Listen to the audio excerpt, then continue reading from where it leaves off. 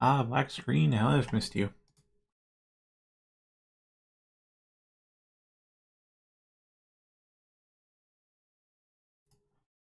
Now we're fixed. So this is an indie game that released in early access a couple months ago. VOIN. Content-wise, what we've got is probably about a demo's worth. It's maybe 2-ish hours to get through. But Steam says I have 42 hours, and this says I've got 34, or rather 35 hours into a single save, so I think that should tell you how replayable it is.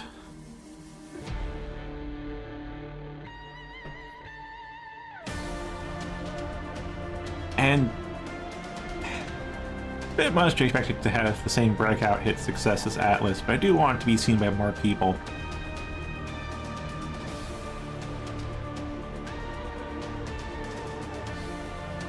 Because I also think it's a kick-ass game.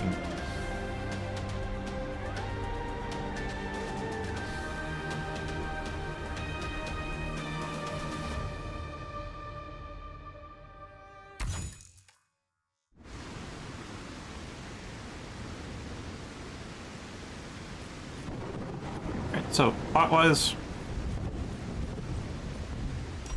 you are a force of nature summoned into a world that the hero never saved. You're here just to fuck shit up until there's no more corruption.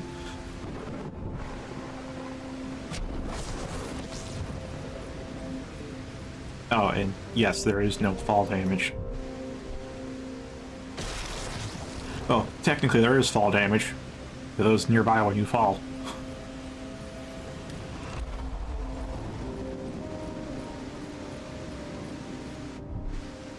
There sure would be the different, I guess, zones, let's say. Nice parallax background effect on there. And the difficulty modifiers. So this modifies, it says right there, a number of enemies and the amount of enemy health. I wouldn't say my gear's quite optimized enough for level 6. I can do level 6, it's just kind of a slog. Wouldn't really enjoy it.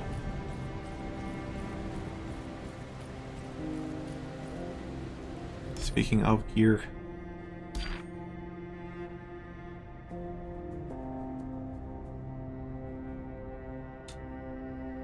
you know? Well, I could play through this for a couple of hours. It will be easier to explain things from the start if I just do it from the start.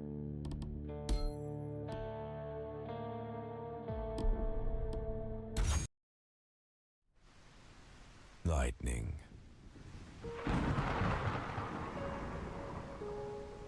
I am your master, and you are the pinnacle of my creation. Rise now, and serve me and the world. Rise now.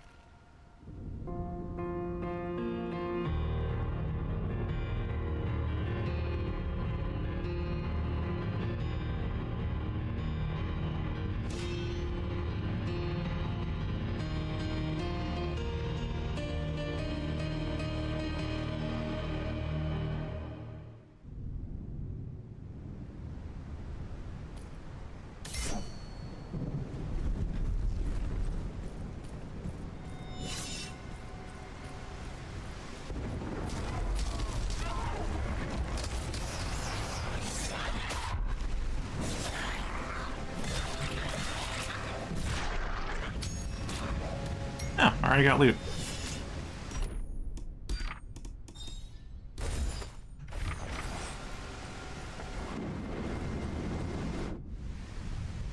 Yeah, there's no fall damage. You cause fall damage. So there is fall damage.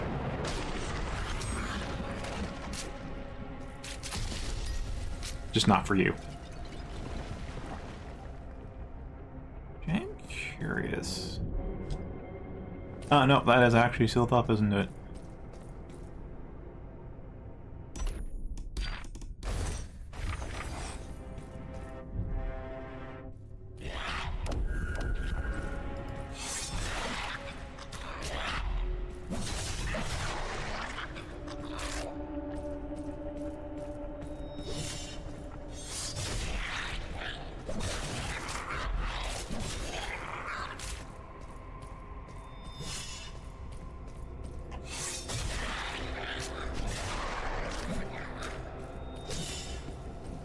Yes, you can break the pots.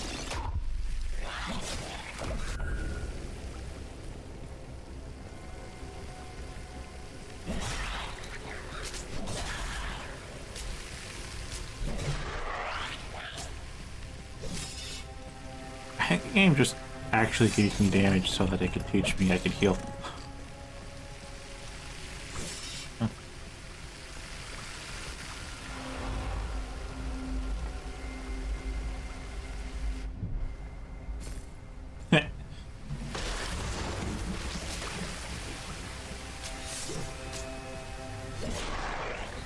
Alright, that's will help.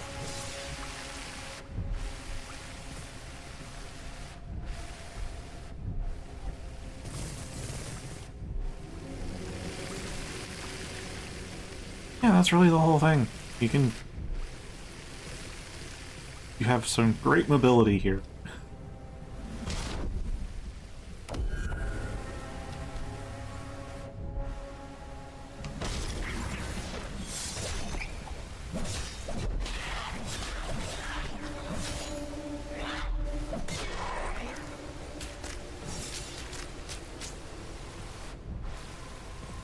And you've been out for hidden loot.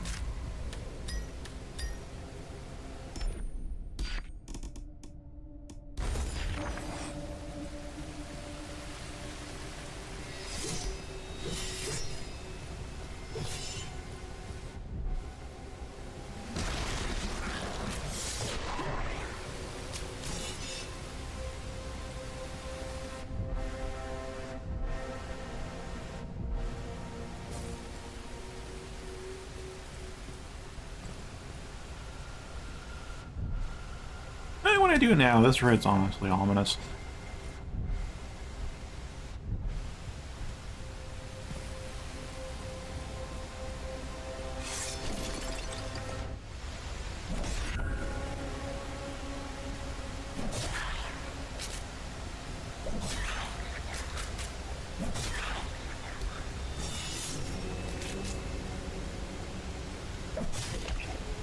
Oh, there you go. Lightning sword's actually weak enough to not kill.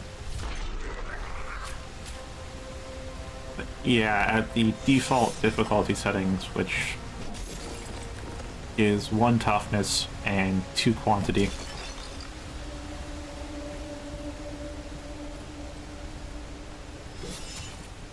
Oh yeah. Water is no obstacle.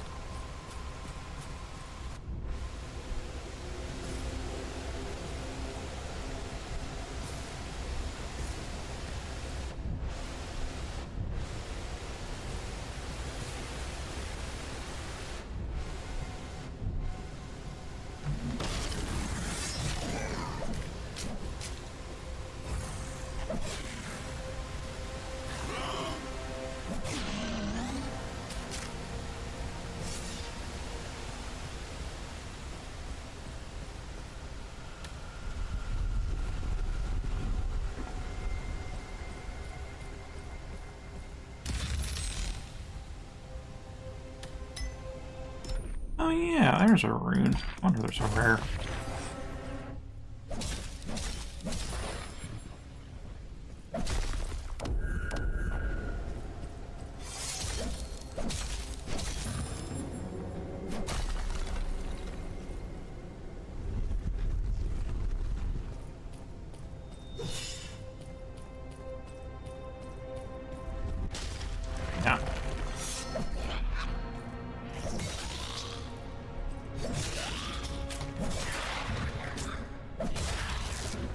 Ah, they aren't really stacked up enough for that rune to do too much.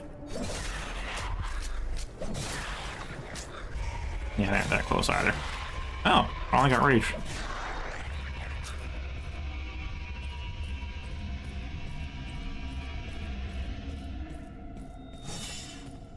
The Barbarian Blade's whole shtick is, as you're in combat, and you'll notice lower left, there's that bar there.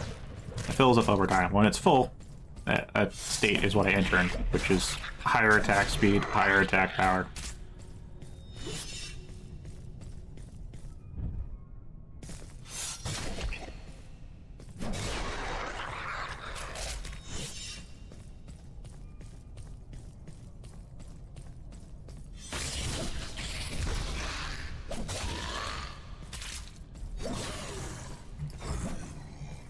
Right kick is on a cooldown.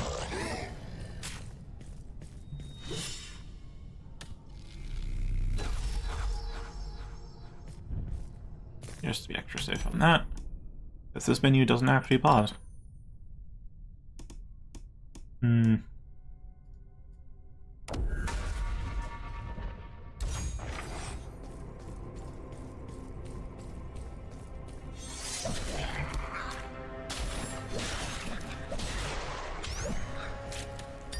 not too noticeable for already fast weapons. This does increase swing speed, and it does also add lightning damage. And it recharges not by time, but by hits.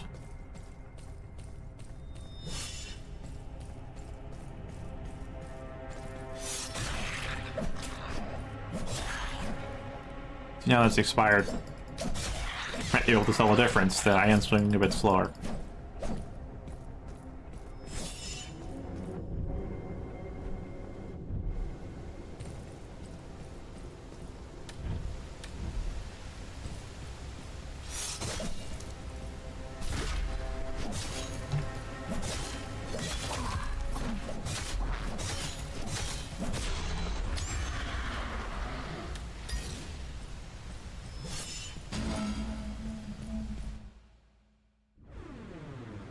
That's the tutorial, and the world is basically your oyster now.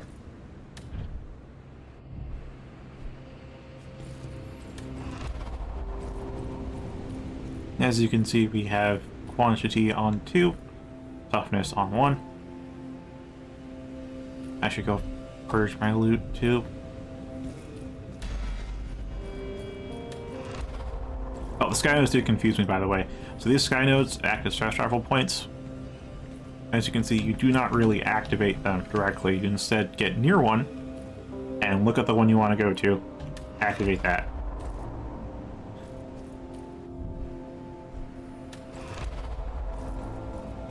These anchors work like how you'd expect. You look at and activate them to warp to it.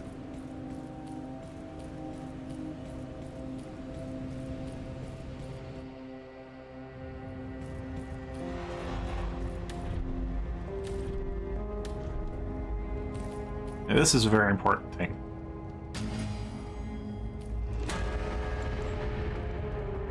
Because it makes a loud sound, it scares away the evil on your equipment.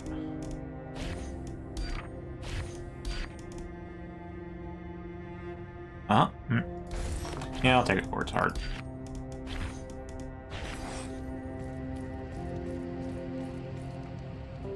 Here you can upgrade items you've got. Higher rarities. This I'd have to show you on my actual save. I can't actually show you on a new save. We don't have all the stuff we need.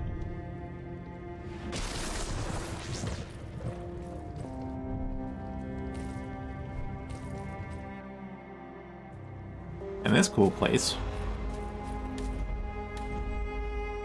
is where you go to level up.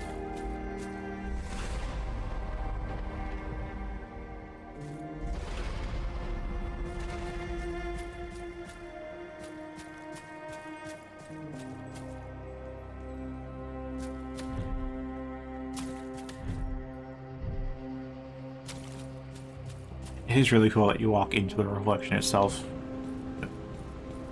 That part's something I always enjoyed. As far as leveling up does, it's just here, plus damage to everything. It's 5% per level.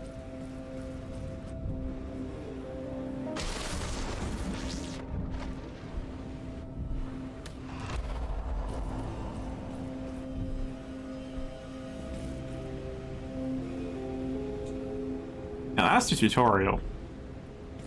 And what you can see here.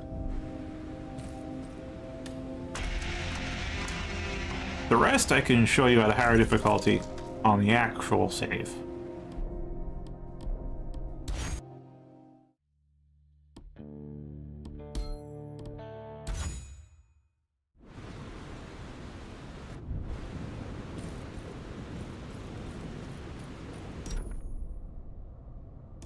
Actually, I can show you the forge stuff too while we're here.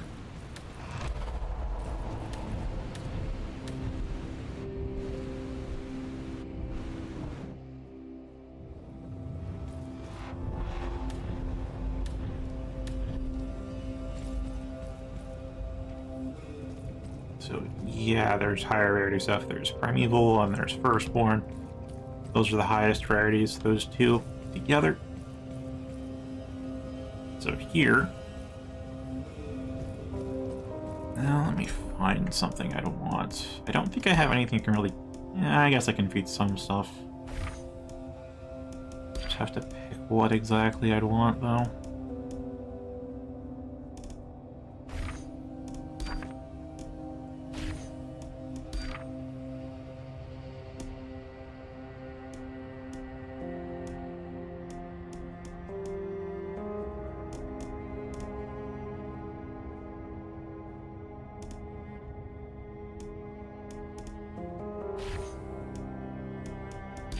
Probably a weapon if I can get away with it.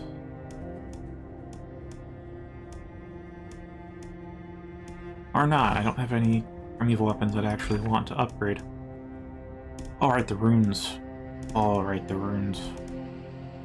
Oh, do I want physical damage or lightning? Physical damage. Actually, physical damage is more universally applicable. You're using my physical or lightning here for the extra effect. I haven't even explained that. Each item has two affix, modifier, enchantment, whatever you want to call it. One unique to that item type, and then just a randomly rolled one. So this rune always has Purist, as you can see. They all have the runes of the Purist, they all got Purist. But they're different secondary effects.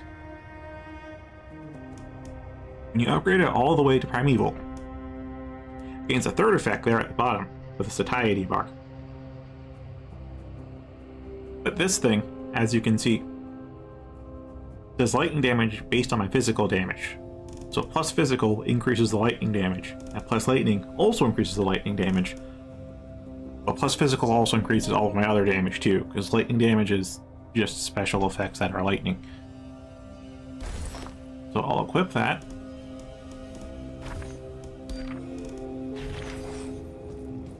Go to this rune.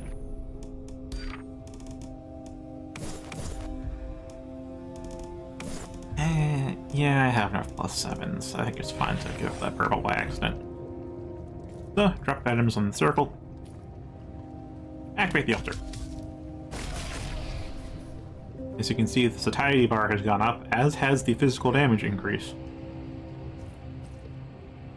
When that bar is filled,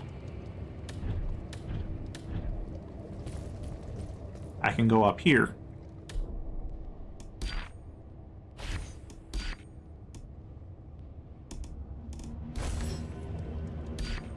Put 2 items that are filled in these slots, and I can make a new one that has both of their primary enchantments.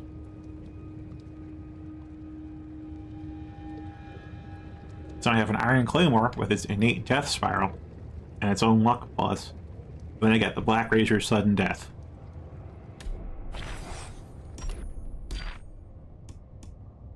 Because that means I'm replacing the suppress here, suppress +5, with sudden death +7. That makes it a firstborn.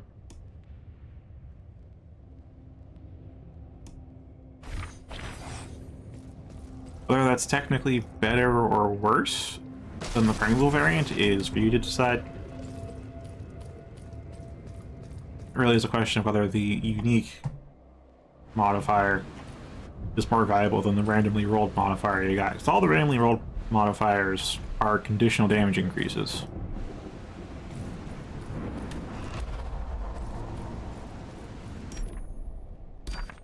As in, we have more damage to low health, more damage when I'm low health, more damage after I use an ability. Okay, restore knockback charges. That's fair.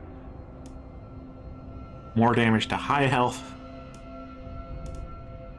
More damage to a single target. More damage the more enemies there are.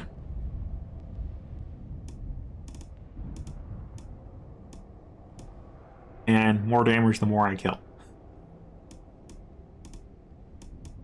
That will be all your secondary effects.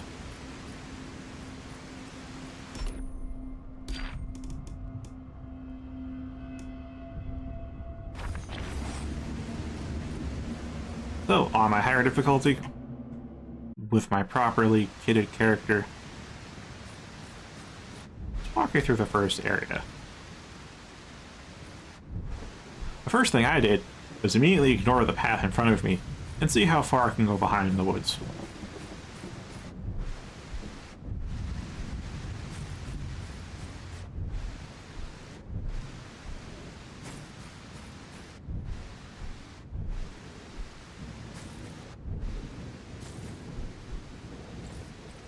And you find stuff up here.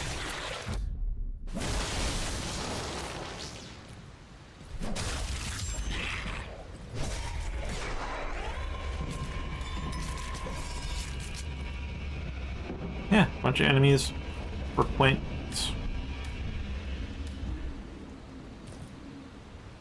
And there was a chest up here, but obviously I opened it when I came here the first time.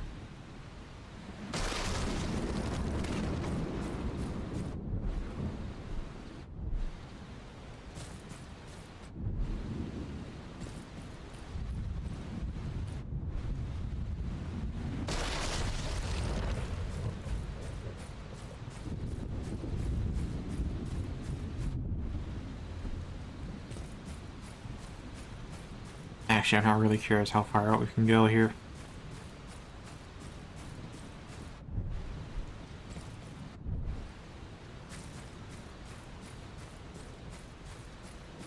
The threads of fate do not weave that way. Turn around. That's what happens when you hit the edge of the map. Oh, hey, hidden chest I haven't found yet. Neat. Oh, now I can actually show it. Wait.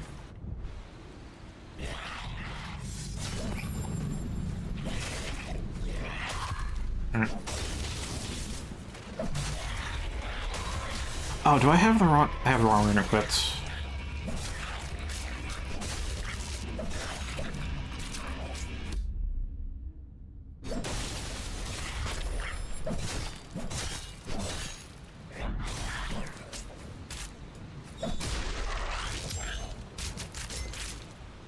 I switched it to show you satiety and I forgot to switch back.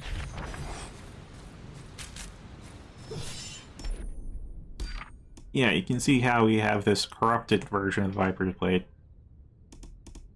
It says right there in the red text there, I will lose this item upon death unless I click corruption.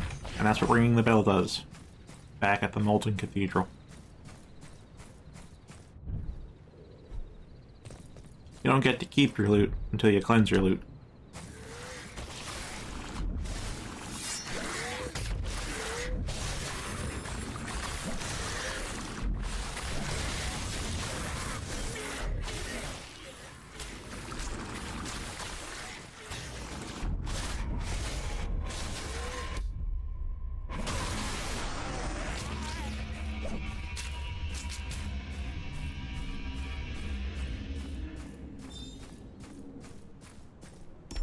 Let's try something else. I don't have much else that isn't just more Berserk, though. Oh, with my little black razor.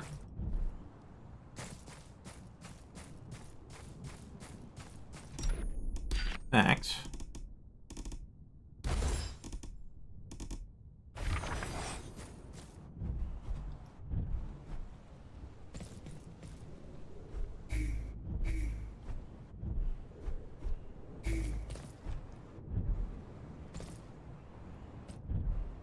as you can see, you can really go a lot of places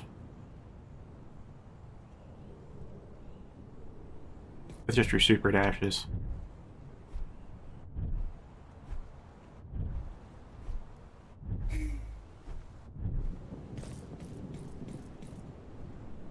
And no, you can't normally jump that many times in the air. That's just the artifact I've got.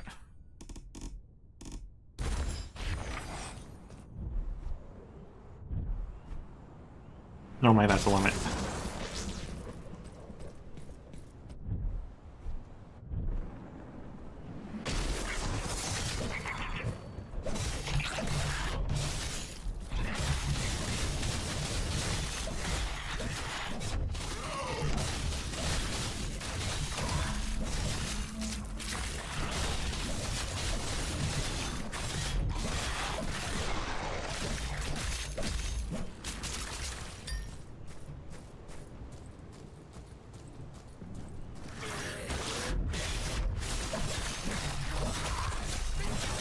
Yeah, it's a little hard to tell depth. That's mostly because of graphics. Yeah, 95. Which as a number is actually pretty high. But yeah, it feels pretty normally.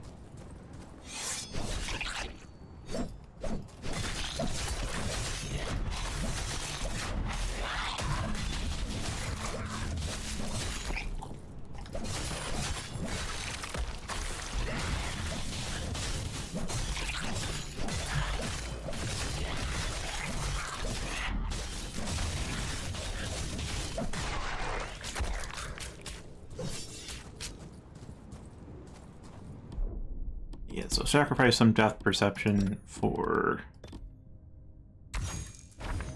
better vision of, well, around me.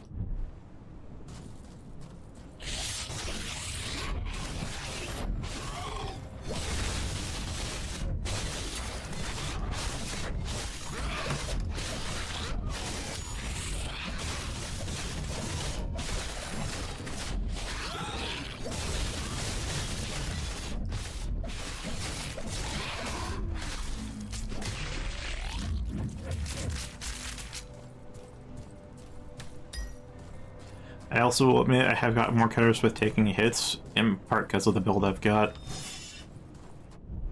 So I built myself around the ruby quartz heart that I've made.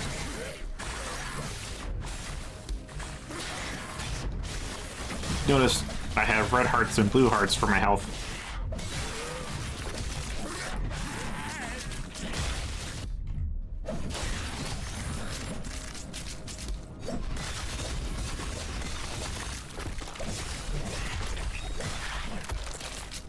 The blue hearts are temporary hearts that I gain whenever I lose a red heart. So I'm functionally immortal as long as I don't fuck up too much.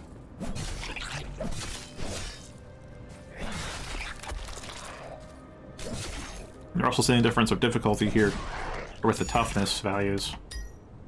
As you saw in the tutorial, those enemies died in like one heavy attack or even just one normal attack. It takes multiple heavies here. In fact, I still have the sword from there, because upgrading it doesn't increase the damage output. This, let's see, what's one that I have? Yeah, a Crusher. So Crusher 4866, fully upgraded 4866 still. It's the modifiers that change.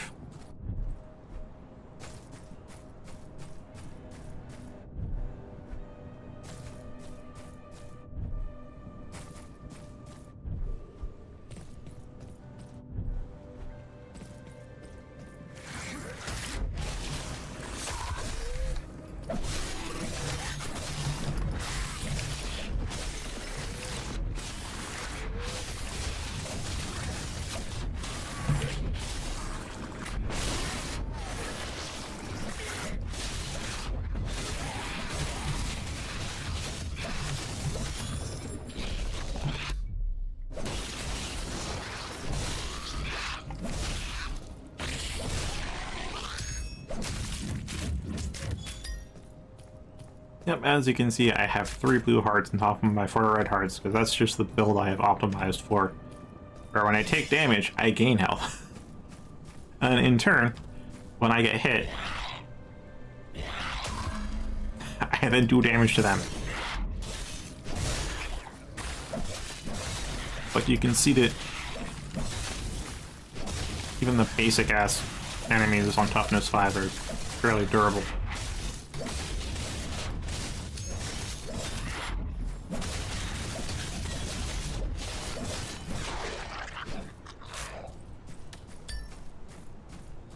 But it's fun like that, because now you actually have to worry about what's going to hit you when and where.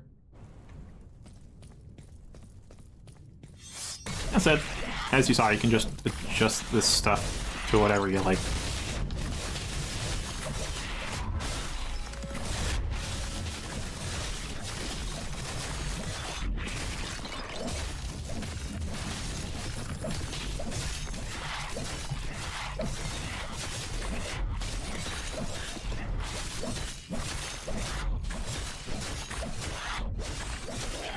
Yeah, as you can see, it takes a long while if you don't actually try to kill them.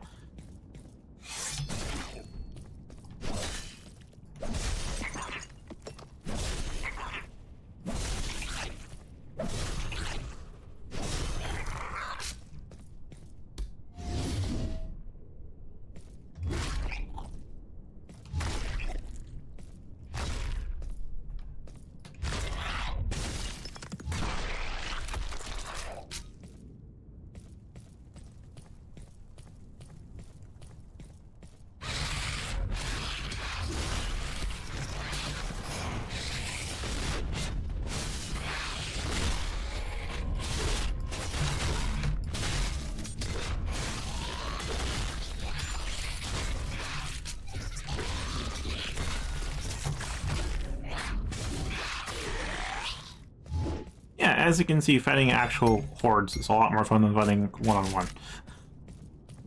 One-on-one, especially with a higher toughness, yeah, I get that's boring, but fighting the hordes with high toughness, it's just... that's a nice flow state.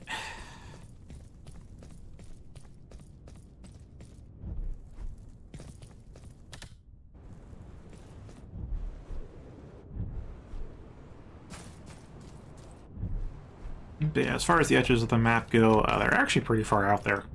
I know, you might be wondering about how big this level is for it to be the first one. It is rather large, actually.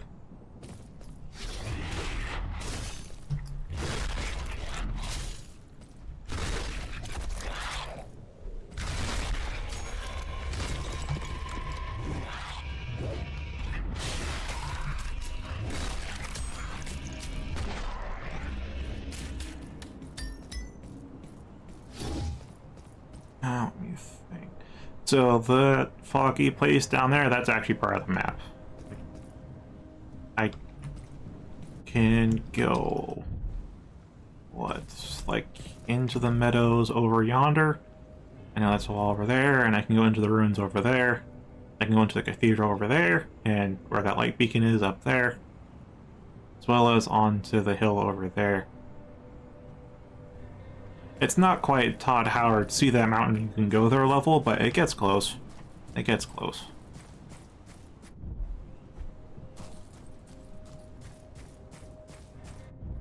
And unlike in the Elder Scrolls, where they keep trying to limit your mobility. See what I mean by the distance thing? Doesn't quite look like it'll hit you. Then it does.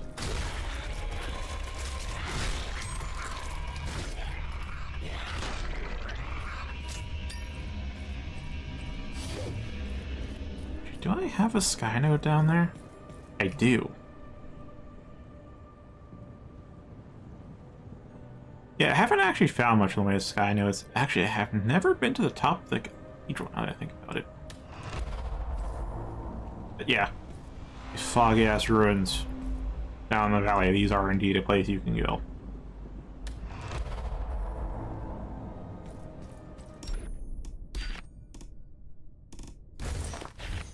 In fact, let me try out I don't have the firstborn ring for it yet. Let's see. Yeah, I'm going to need overall infiltrating, and other than that, yeah, basically have to do this. Okay.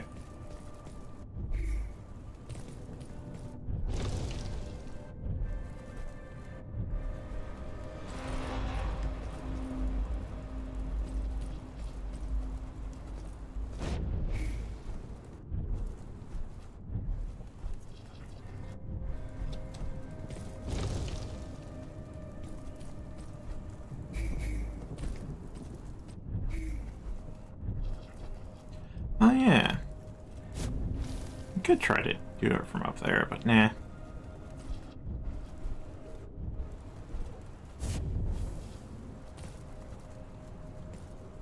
Hmm.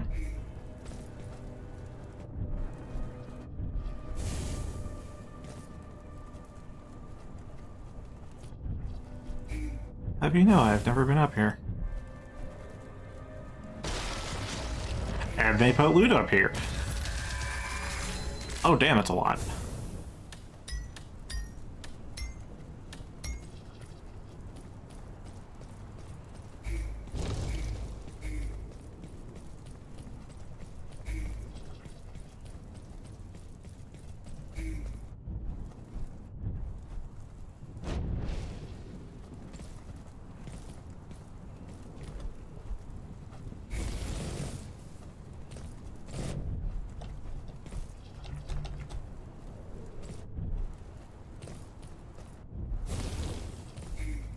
Alright, the build I'm going for here is fire damage and crits, basically. So there's a necklace that increases in... not increases in power. Hello.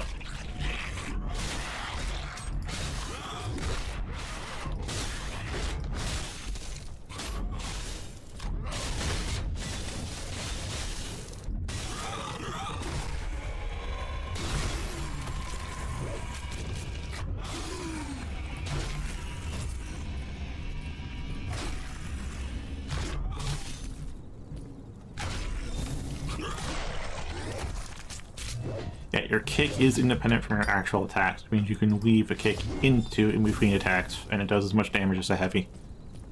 Uses a knockback charge, too. But yeah, this whole build... Oh, the artifact's kind of standalone, or semi-standalone.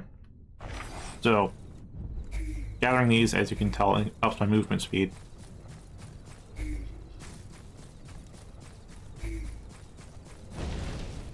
Oh, hey.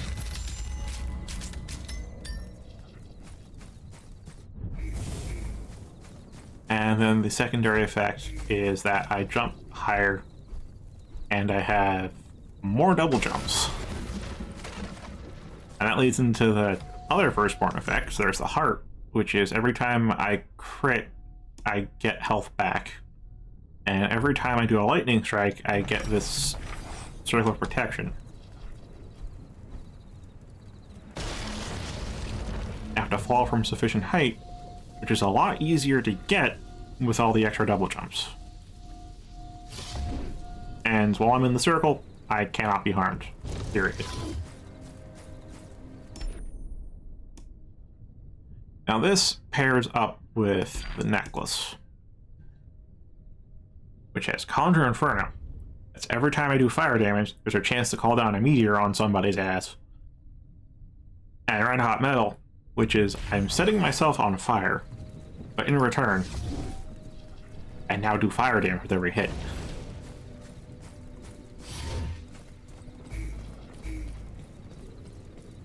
Now, setting myself on fire prevents me from recovering health, but the restore health on crit bypasses that.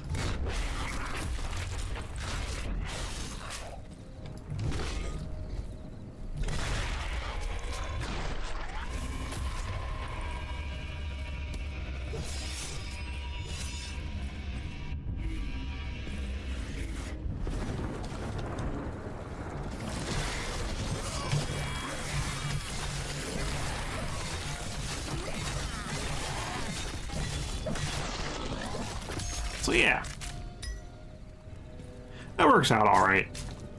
It does mean I really have to build 4 crits, because if I can't get crits regularly, that means I can't reliably heal myself, which means I have to not get hit. And it depends how well I'm thinking that day.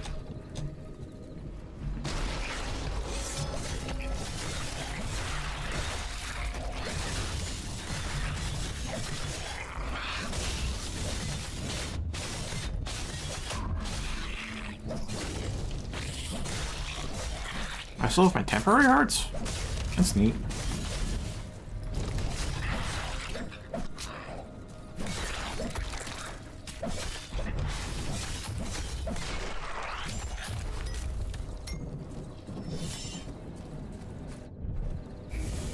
Alright, so this black razor that I've got is every X hits is a forced crit that also applies defense debuff.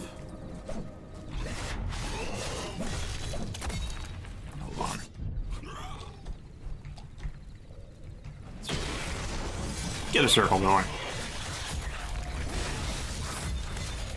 Is that everything? No, you're still here. But yeah, it applies defense debuff, and also every hit has a chance to instant kill. I can just show you the stat sheet.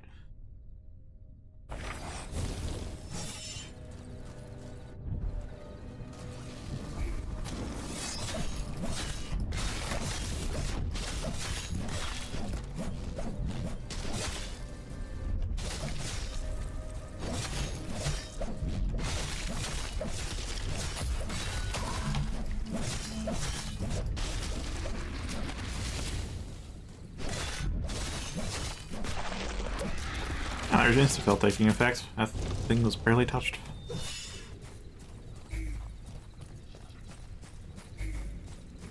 Yeah, on top of that, you also have to, of course, think vertically to find the sky nodes. They don't really give you easy access to sky nodes.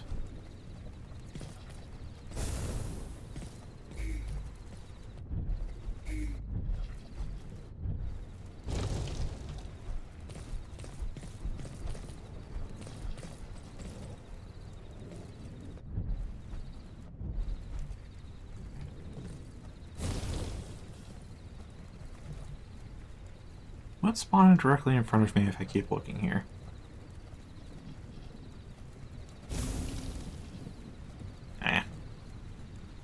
Spawn over here, though.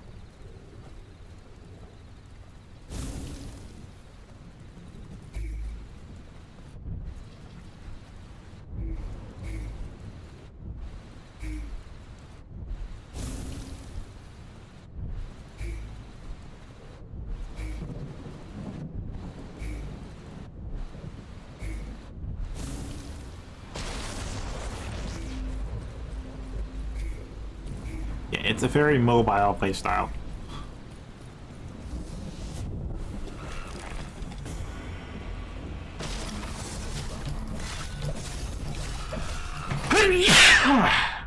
God. I hate when I can feel a sneeze coming on, but I can't do anything about it.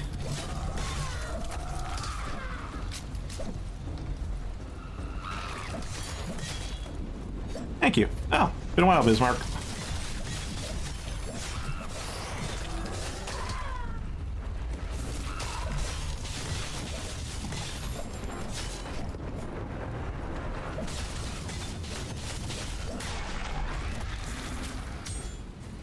I'd say I've been doing well. Been able to play a variety of games now, which means I'm having more... enjoying my life more. On top of having a good time at my job, too. Or largely a good time at my job.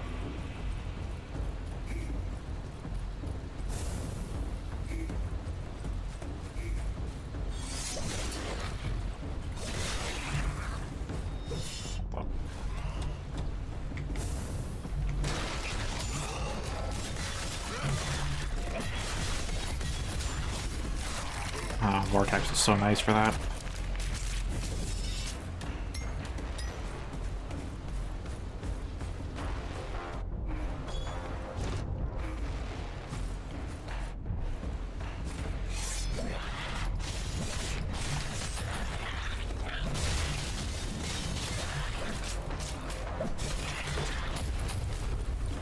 2.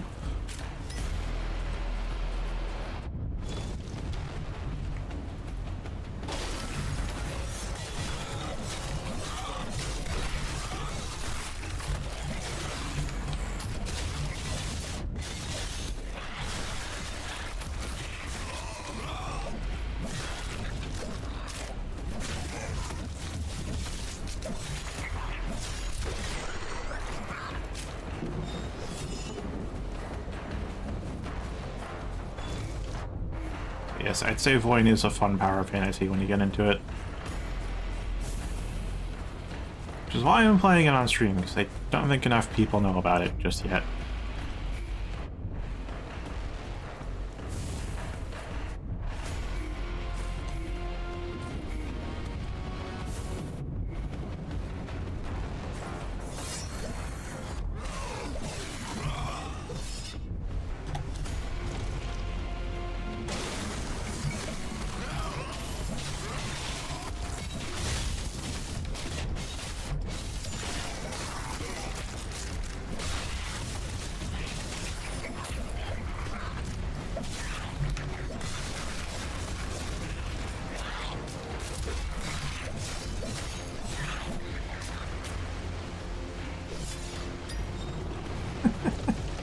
Yeah, it does look pretty wild.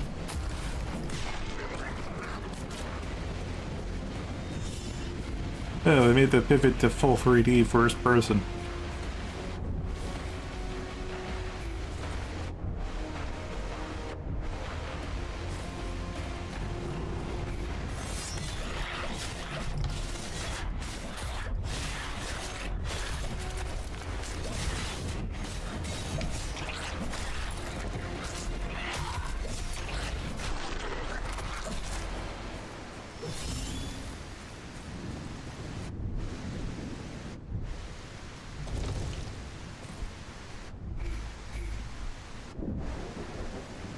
Alright, there's a fair bit more to this first map, but I think I'll wrap up here and move on to the second map.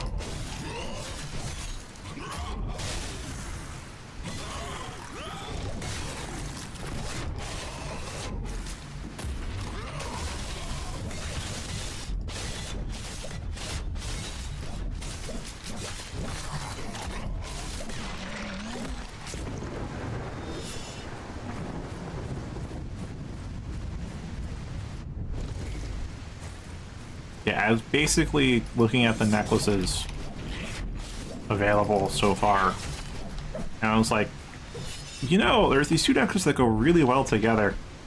Or one that's like, when you deal fire damage, call down meteors. And the other one's like, yeah, just deal fire damage all the time, but you can't regen health. I'm like, how can I bypass that?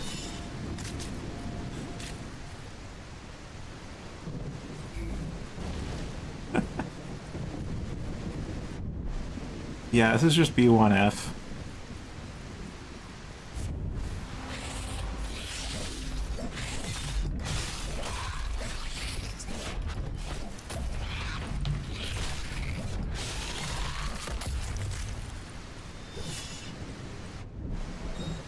No, but as far as defensive moves go, there is the dash, and there's also knockback charges, which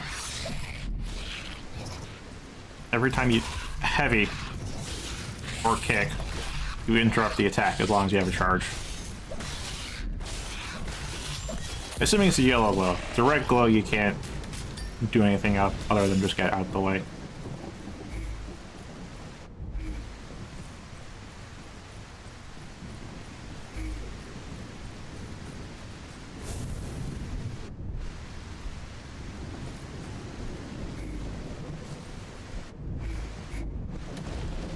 Oh, and also the neat thing about this, you look straight up and ask for a portal back.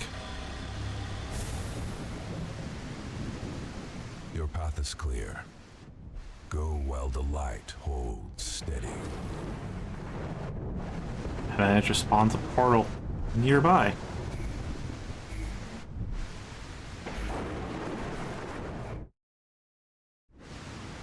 There's also a legit exit from the map if you find it, but I won't show that. At least not for that map.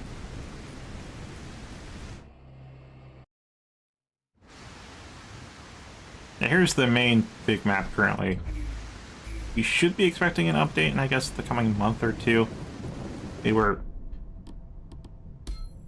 have a roadmap in-game, and they were planning to have more add-on to this map this month. But I know from their Discord they've had a pivot in plans to kind of add an even larger map. So I don't think we're gonna get stuff anytime early January anyways. I have a feeling they'll probably try to meet by the end of January, but I won't be surprised if it's February or even March. Yeah, for real, deadlines are meant to be missed.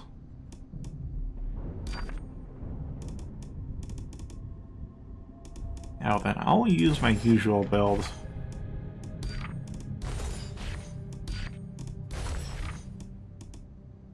That's kind of it, because I don't have too much more to... I don't have that full fire crit build done yet. I need the ring. I have a ring, the Ring of Murder, where I get the auto crit on a random enemy every now and again. And I have the ring I want to fuse it with, I just don't have the loot to fully satiate the Ring of Floating Butterfly. But the current build I've got basically built around the Ruby Heart, which has Flesh Magnet, so you get more Ichor, the currency for this, the souls if you're playing Dark Souls, or the N for Entry in Odyssey. So the more health I have, the more Ichor I get, and I fuse it with a Quartz Heart, which is whenever I take damage, I get temporary health. And then I have this rune, that artifact, Nasty Aftermath, so there's a chance to get a lot more Ichor on kill. And whenever I get temporary health, I get more temporary health. And then there's this one, which is when I dodge, I get a lightning clone that's just really fun. And Shared Pain, which is when I lose temporary health, I do damage back to them.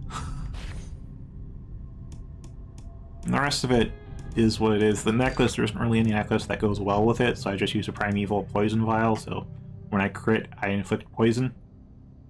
There's the other three necklace types. This one is when you do psychic damage, you can also apply Weakened, but there's only one way to deal psychic damage right now, and that's the Bell Ringer, which is fully satiated, so I'm not going to use that.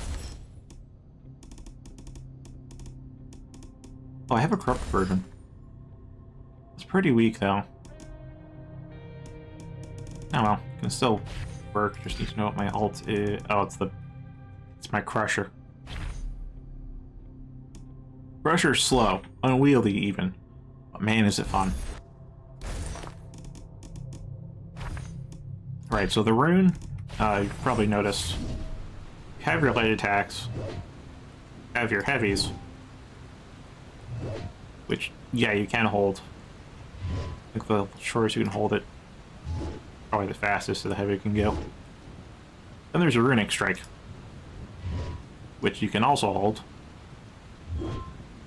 So notice those three little floating runes up above my top hand, rotating above the weapon. See? No, this is Entry in Odyssey. Just look at what Bismarck said. But when those runes are charged, we get the effects from the rune here that we have equipped.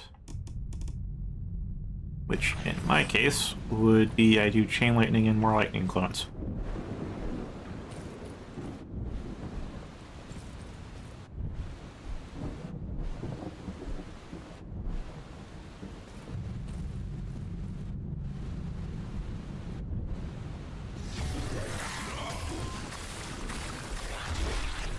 Right, so that bell is how you do psychic damage. Everything that hears the bell takes psychic damage. It's kind of weak though, but then that's currently the only way to deal psychic damage, so that necklace isn't too useful to me. That's the ritual spell in action with the more Ichor on death.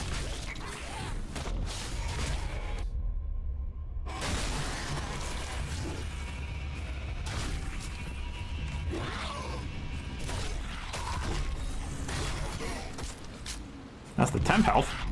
Every time I take damage, I just get 3 more health, which increases the amount of Ichor I get.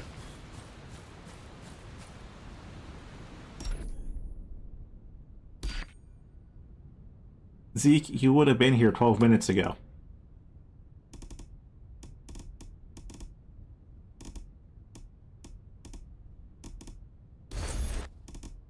Yeah, I bring that up on the level. I stopped at 11 because it just scales your damage up infinitely, and I want the game to not be trivialized.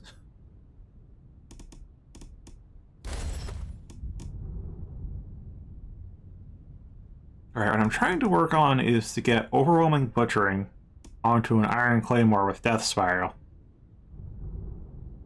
So, I can't... Do I have a normal Iron Claymore to show with? Because if you use a weapon in combat, if you have it equipped in combat, its satiety goes down, and I need the satiety to be full in order to fuse it to a Firstborn. So if I don't have a non-full one, I can't show you it. And I don't. That.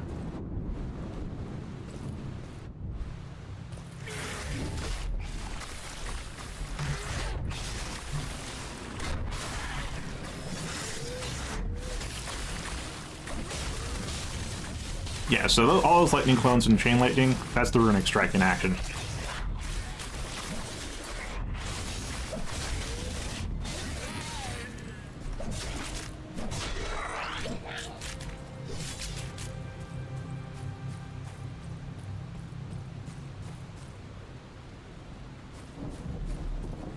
You yourself don't die by the bell, because you'll notice the hearts don't actually take any damage, but yes, if you do keep hitting the bell, it is doing damage. It will eventually kill one.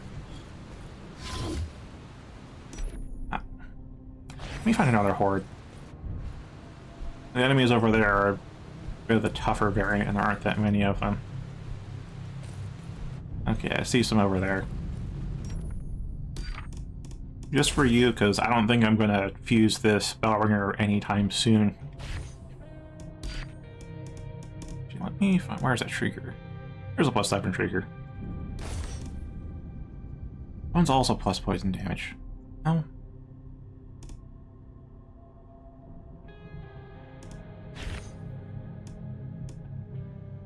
But yes, I got into that tangent about the Bellringer because I was talking about the necklaces. There's only 4 kinds so far.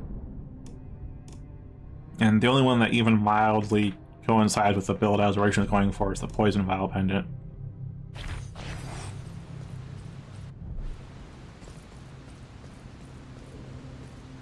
Oh, and so we're clear. Yes, you can go down here. Yes, there's enemies down here.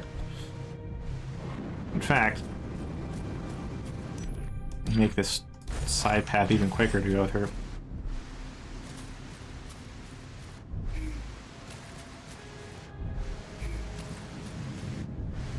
You can follow this river all the way out to sea.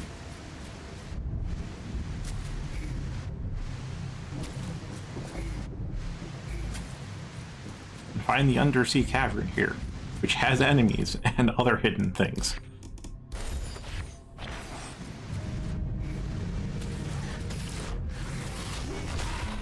Alright, so there's the... See, you already have like half the enemies dead just from the bell ring.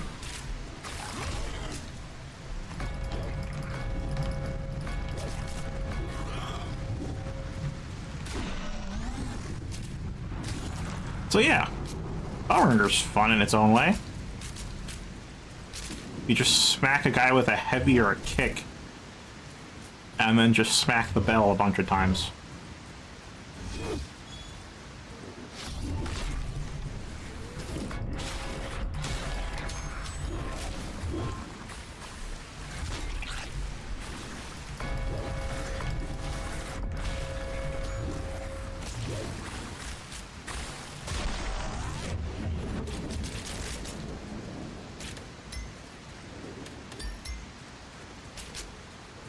Is it just me, or has the speed buff been kind of permanent?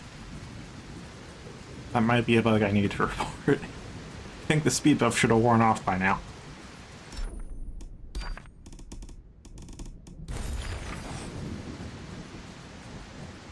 Okay, there it goes.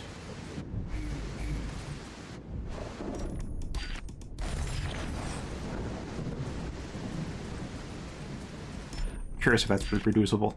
But it hasn't gone down quite yet. I haven't been in combat long enough. This one is Rage and these lightning clones.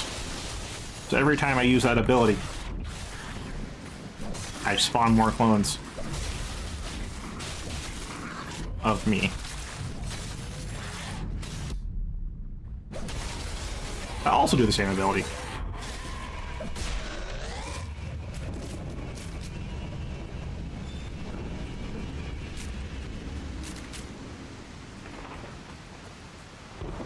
I know, and the best part about it is Death by Bell is called Plunder, and the ability is called Death now. This bell tolls for thee. So again, Firstborn is you combine fully satiate a primeval item, 2 of them, and then combine them. So you get the first effect from this one and put it on, place the second effect of another. So I've got 1,000 stings from a rose on my Barbarian Blade, so I get Rage. As you can see, the lightning damage from the clones just scales off my physical damage, and Rage increases my physical damage. So it's just stronger lightning stat.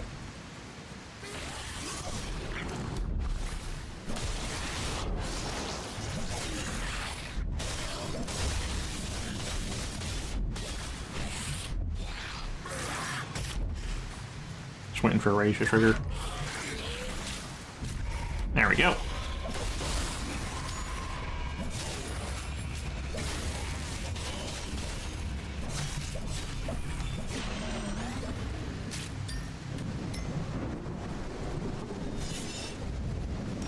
Yeah, so I really do like the lightning clones.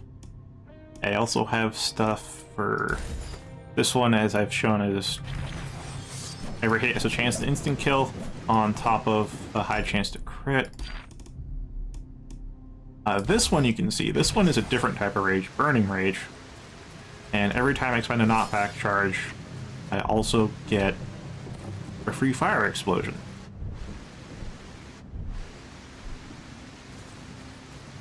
Let me see if this will actually take me back up. That way leads to silence. Oh, quite. Where even echoes fear to tread.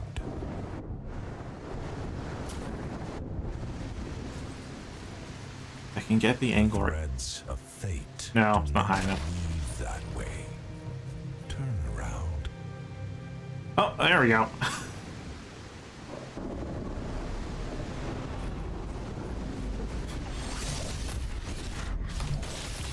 So yeah, as you can see, every time I spend a knockback charge, there's a little mini explosion.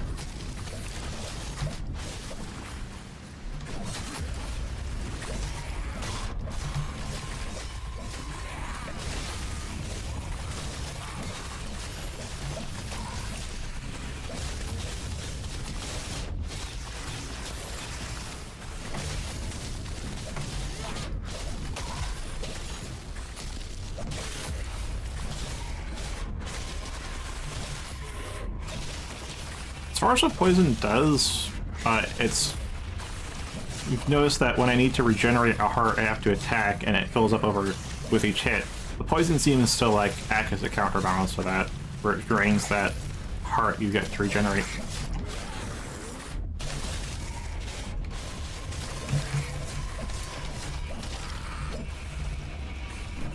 Yeah, so Burning Rage is the same as Rage, it's just the tertiary effect is different. So they're both physical damage up, they're both attack speed up. It's just that Rage is also crit damage up, while this one is added fire damage.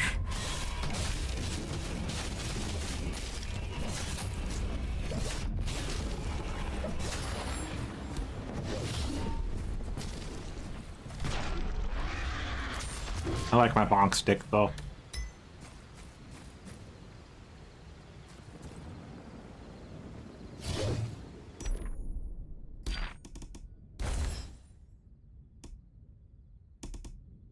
Oh, and there's this one. This one I put Rage onto my Rage so I can rage while I rage. Yeah, you saw how far I came from, and this is like the other side of the map. There's a lot more sky nodes I found here too. So especially if you know where to go, it is about 2 hours to see the entirety of both maps, but Given how much loot you can grind to try and optimize your build, you can replay this a lot, as well as if you enjoy just trying to fight enemies. Like, if you like that part, yeah, you'll get a lot of fun out of this.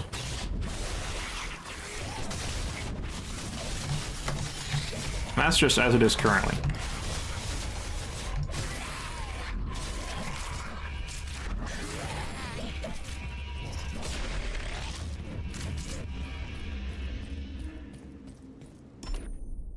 Normally I see 2 bars. Oh well. There's the 2 bars.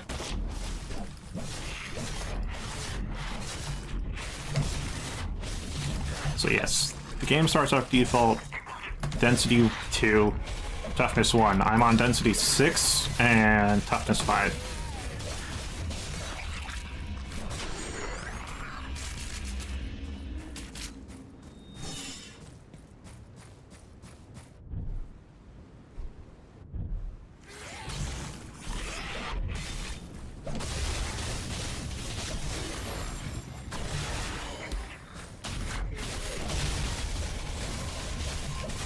See just how fast my swing speed is a double rage.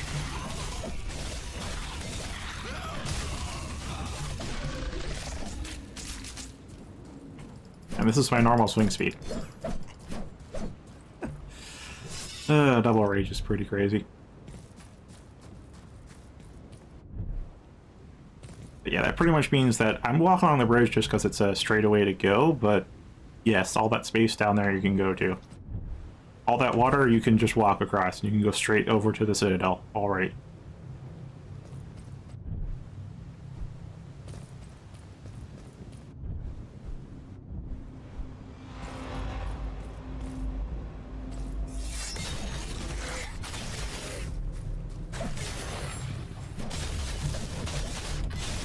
Oh, and there is friendly fire for the enemies too, so you can, especially with the projectile ones.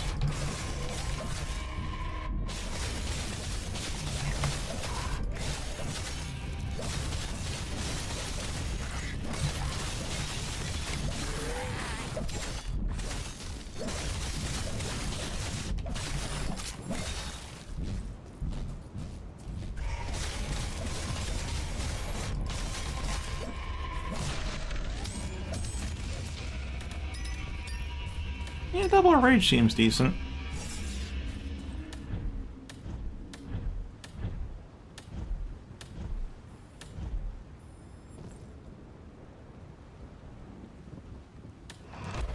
Yeah, so this is above where we were down below at sea level.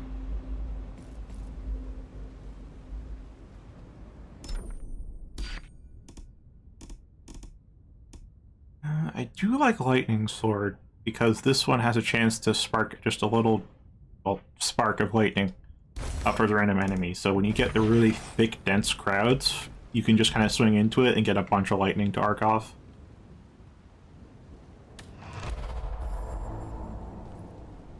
As I said, I normally traverse this map, or rather my route through the map, by foot, so I can fight all the enemies. Yeah, if you pay close attention, you can see the little blue arcs of lightning.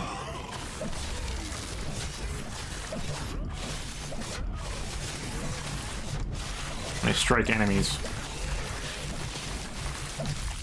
Maybe even hear them.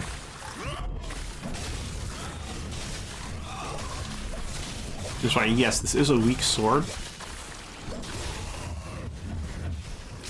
There's a low damage with average attack speed. Like, they're faster swinging weapons with higher damage than this, so it is indeed a weak sword, but it has a unique effect, and it's good for crowd clearing. And they already made it a firstborn. Oh, and yes, if you fail that jump, will or not, there's more enemies here for you to fight. That's the firstborn part of it.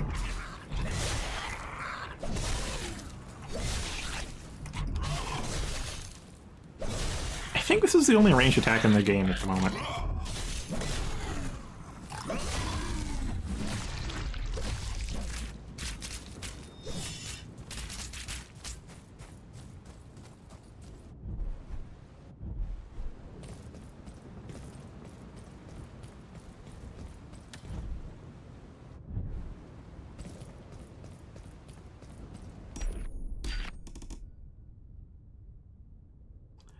Part of the problem with having so many weapons is you tend to get kind of tired easily of the one weapon you're using.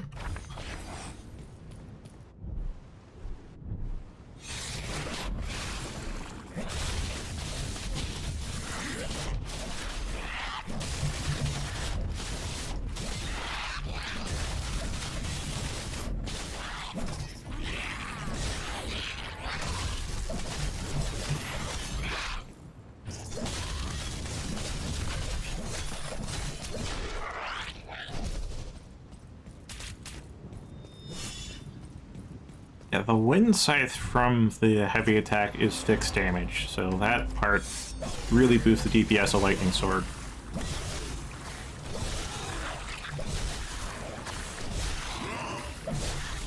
To the point where it can pretty easily kill the moves even on Sure Dive.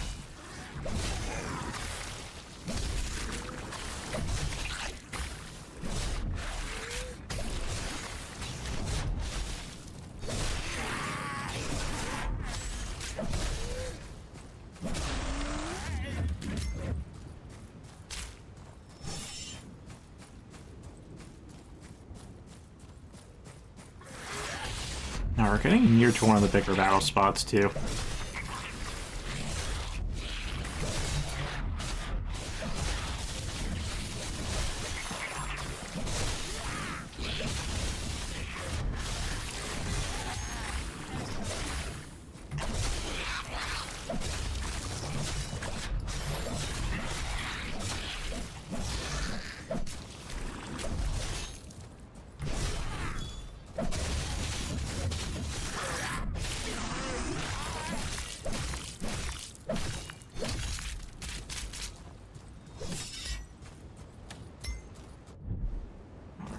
Bigger battle spot is actually down here.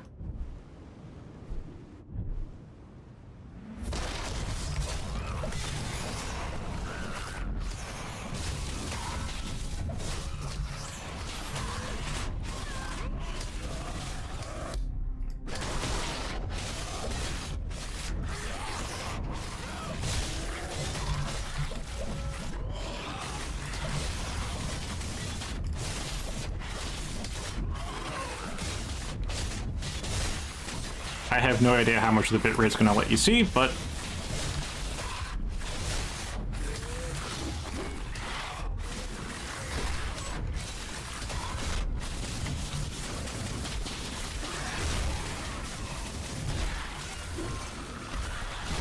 oh, hey, Burmese will drop.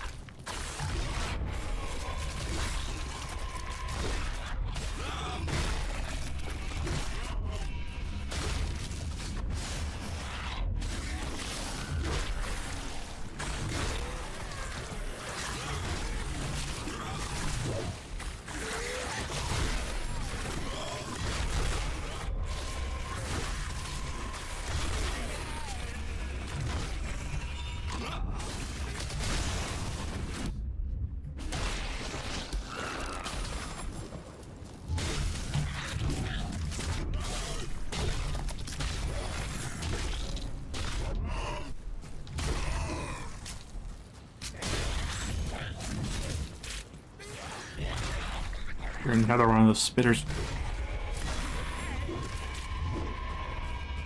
Okay, there's one slow ass enemy somewhere. Oh, nice, +5. Yeah, that's one of the bigger battles.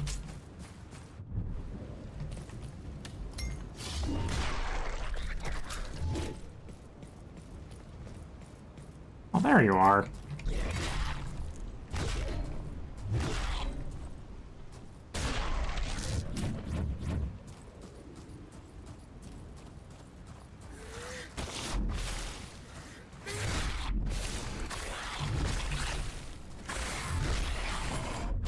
And say, if that bigger battle does look fun to you, yeah, you do like the game.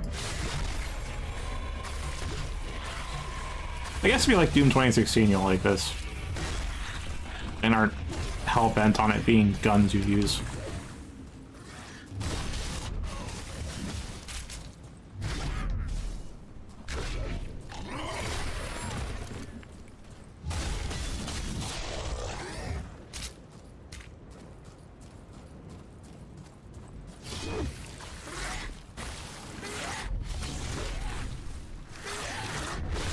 So I know the original dev was planning the original dev. The only dev. There's only ever one dev, and there's only ever going to be one dev working on this. One-man project. Is there were going to be 6 levels, so 6 levels of probably larger size than this, given the roadmap says you. This map is called Hadragon, and he's going to expand this map. Was the original plan. After some feedback of saying, yeah, 2 hours isn't quite enough content to play through at the moment, it's pivoted fully into the open world vibe. And so he's going to be making this map a hell of a lot bigger. In fact, there's like 2 bosses now, and the next update should give us 17 bosses to fight.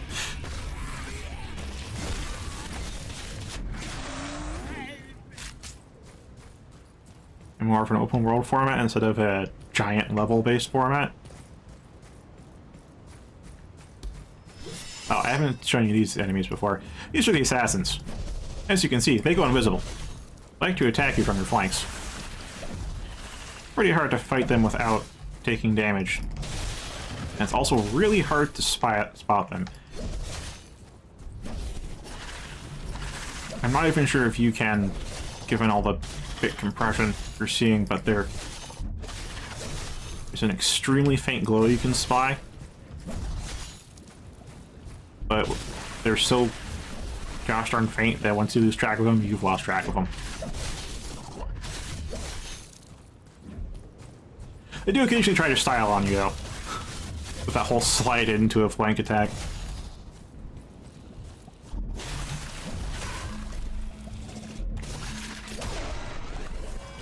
Okay, that was all of them.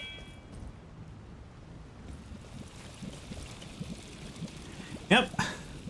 Because this does cost $20, and I think for the full game, that's definitely might even be a bit cheap given how much he's planning, but if I think his original plan was about 12 hours of content, which $20 for that seems pretty good. So giving us 2 hours to start with, yeah, I get where people come from when they think that's not quite good enough. I think it's fine given I've already gotten 40 hours out of this.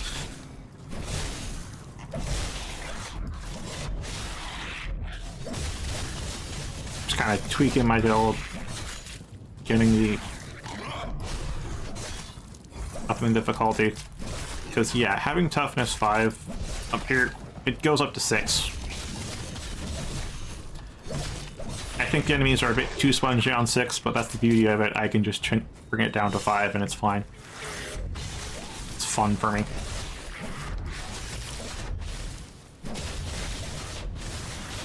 So yeah, lower toughnesses, they kind of die quickly, and it's like, you don't need to use heavy attacks, you don't need to use abilities.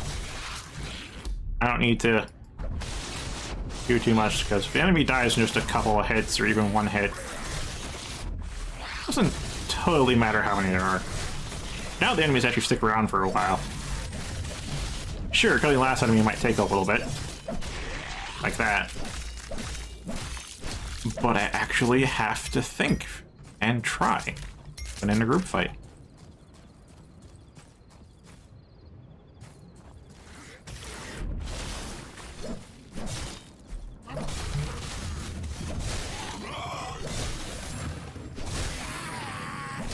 Oh, and so we're clear, the wind scythe and the heavy attack hit when you're close enough.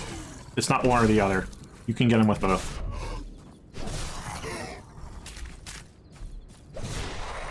Just let me do that.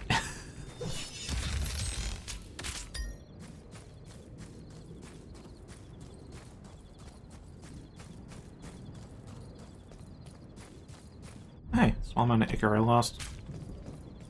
Just 8. There's indeed a bit more to the town, the ruined town, but that's enough for now. I will move on to the Citadel. Trust me, you ain't even seen half the map yet. I actually think you've maybe seen about... How much of the map have I actually shown you? It's a good question. 40%? I want to say 40%.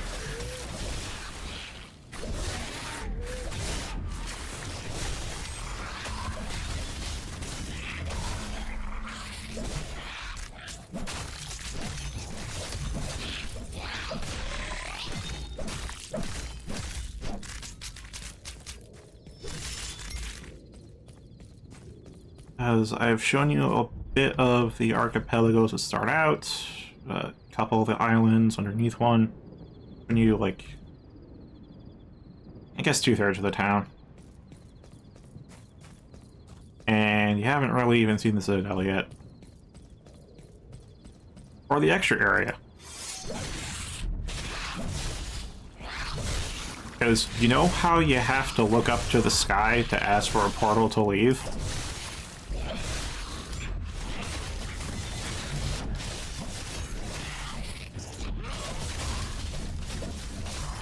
Oh, there's underground areas.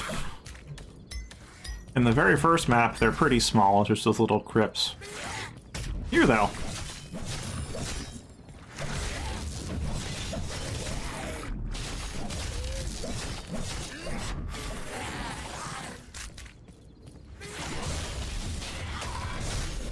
Oh, swimmers.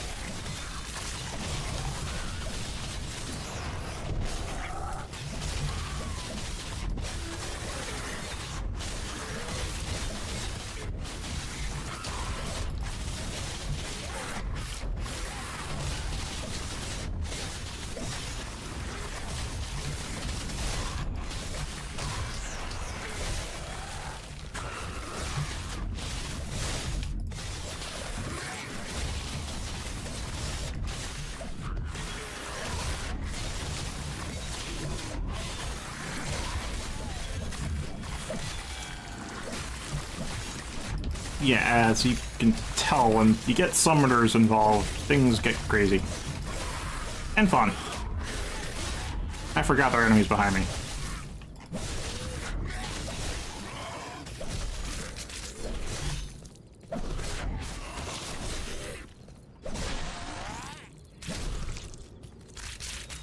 Okay, that's the bridge fight.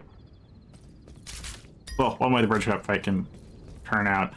Once you get to, like, density 4 or 5, the spawns start getting a bit more randomized. On lower densities, you'll keep seeing the same mobs in the same places, but if you go up into higher difficulties, it could be 2 packs of enemies on this bridge, it could be 3. And that was just 1 pack of enemies. Yeah, that was 1. It could have been twice as many.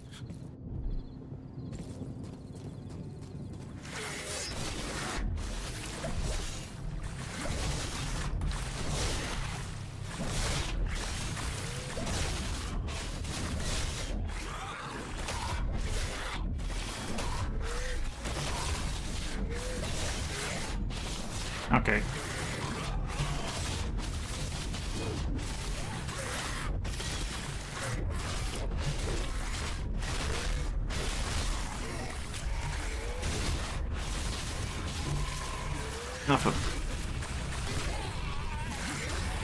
Enough of their shenanigans.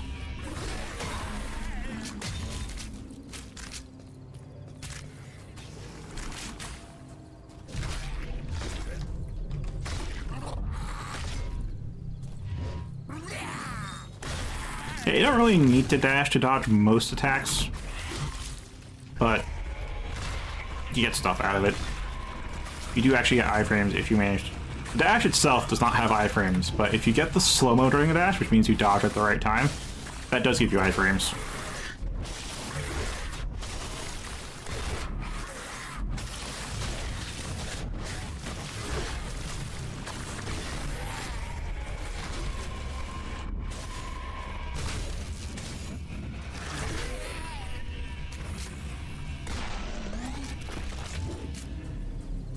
Alright.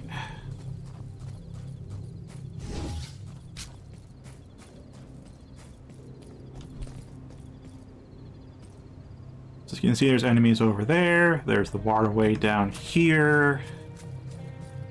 There's the waterfalls. Like there's multiple tiers to the waterfalls. And multiple waterfalls. And yes, some of them do have treasure. You can curse me later. I'm not telling you which ones. Just know there's over a dozen waterfalls and only some of them have treasure.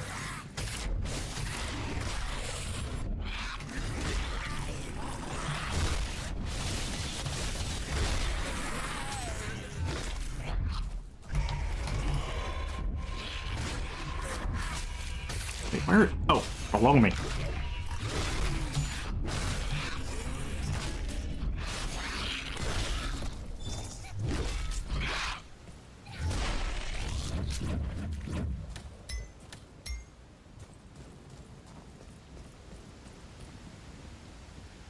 Obviously, we get to go on top of the bridge. Obviously, we can go all the way up the top of the citadel.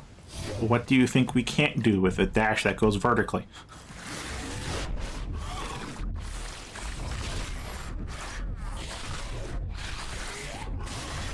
I'll tell you, there is actually a hidden cave by a waterway. I'm still not telling you where. Just know there exists one, and there's a purple chest in there.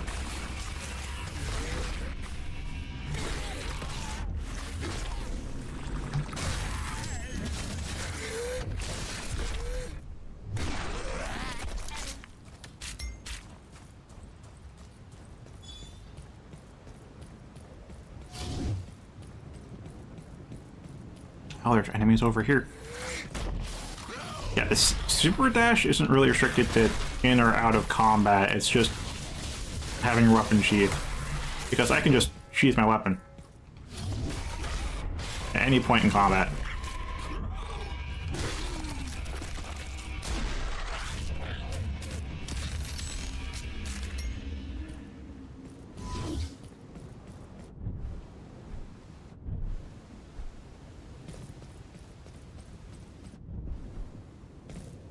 As I was saying, you can just go on top of this stuff.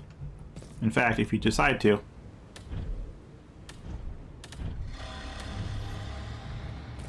There's a sky node up here. Your path is clear. Go while the light holds steady.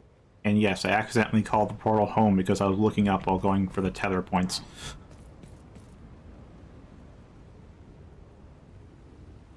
Purple as in it gives you guaranteed purple loot. Which is the, I guess, second highest rarity you can get. It's one step before Primeval. Like, if you saw when I found a purple chest earlier, I got 4 purple items out of it, so it's pretty valuable.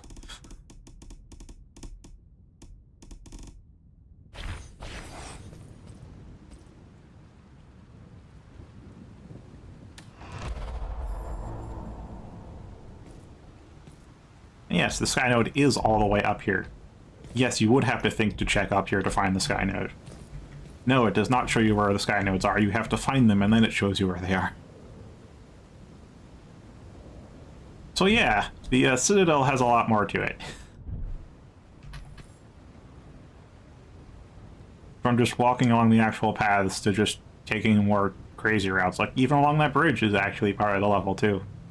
That's not out of bounds at all. Back.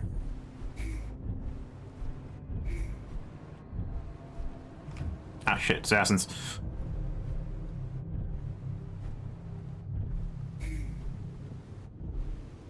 As I've been saying.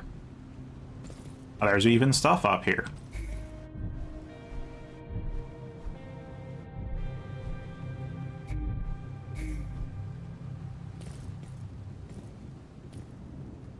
And if you try to go this way... It's a fate. Do not weave that way. Yeah, no. Turn around. They don't weave that way. Return, lightning. Your strength is needed where it matters. I have not heard that line before.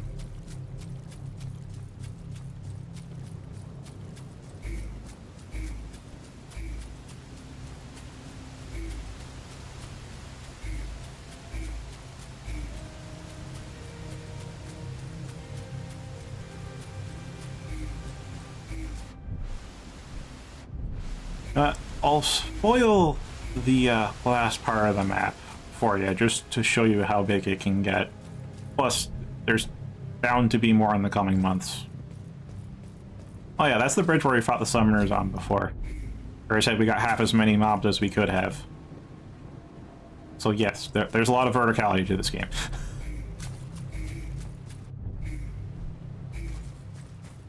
Not necessarily while in combat, unless you want there to be, because keep in mind, if you fall from a far enough of a height, you do cause damage on landing. And there is an item that is built around you doing that to gain damage immunity. In fact, I should have shown it. In fact, you were probably here for Bismarck, but I'll show it again.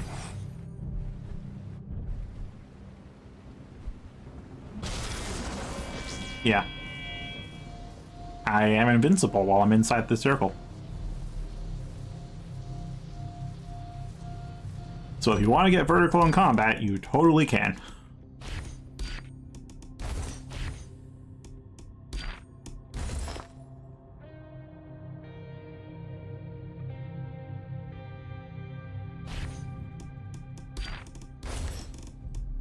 Yeah, I'll keep the L statuette on. Just because I have gone long ways from where we were.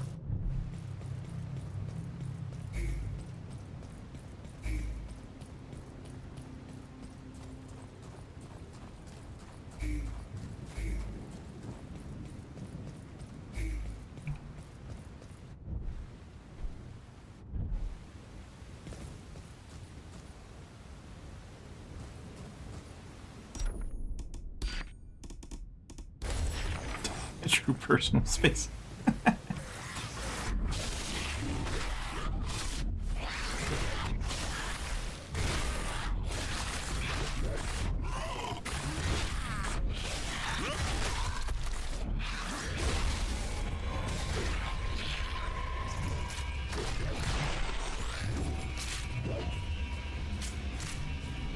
Oh, and in case you're wondering, just because I have them turned off, there are damage numbers, there are health bars. That might not show up immediately here because the enemies are already loaded. Yeah, the health bar is a little bit buggy. The enemy has to be loaded in with it toggled on. Damage numbers toggle on off just fine.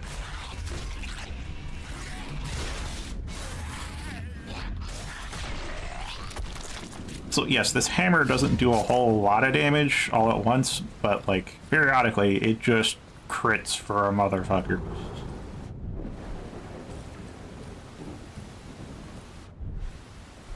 Yeah, this is why I went this way, because if you'll recall,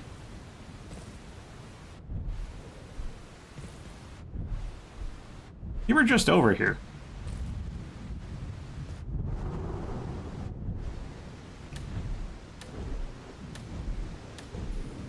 This is the sky node we were just at. Well, again, the map has verticality you can exploit.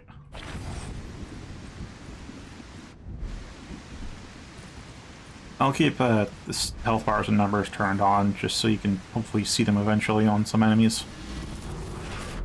Yep, there they are.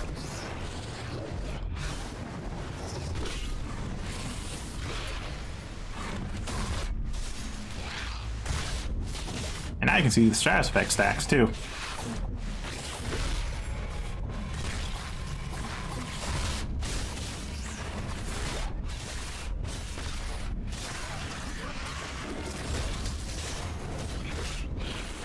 All the summoners have gotten involved.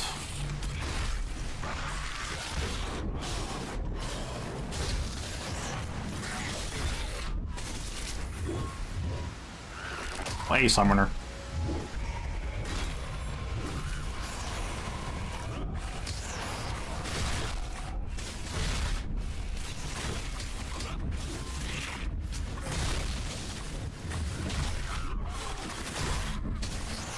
Yeah, it's like every 5th hit with this maul is a supercharged crit. That also applies some status effects.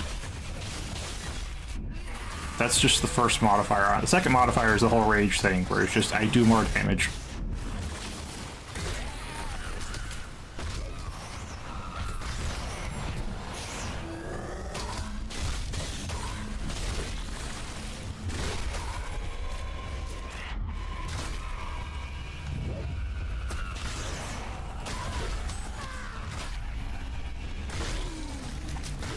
Oh, the crit got spent somewhere. Oh, goodbye, Summoner.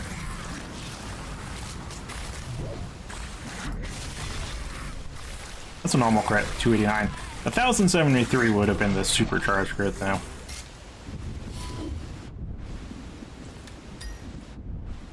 Alright, time to chase this fucker. Oh.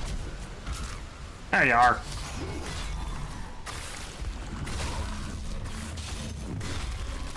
Yeah, it's dead.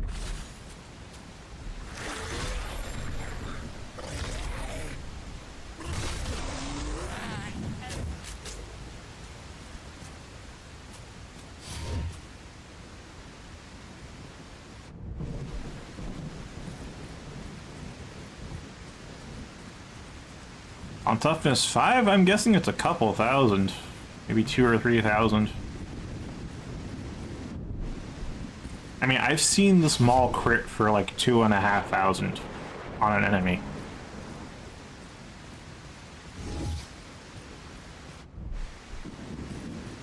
Keep in mind, the base damage we're dealing is like around 50.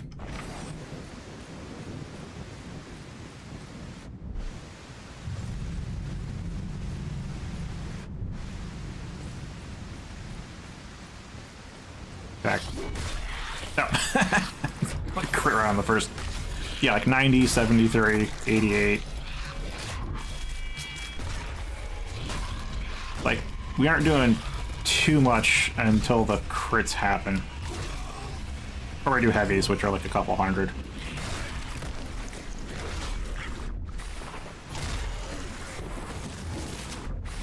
And yeah, toughness 6 is like, I think it might be double the health relative to toughness 5.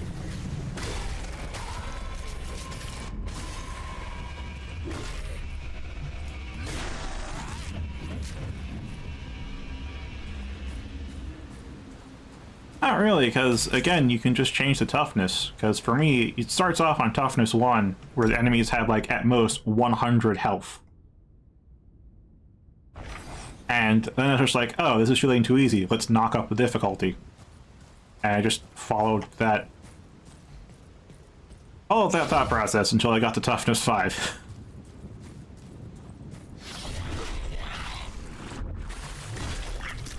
See, it survived at 1200 crit.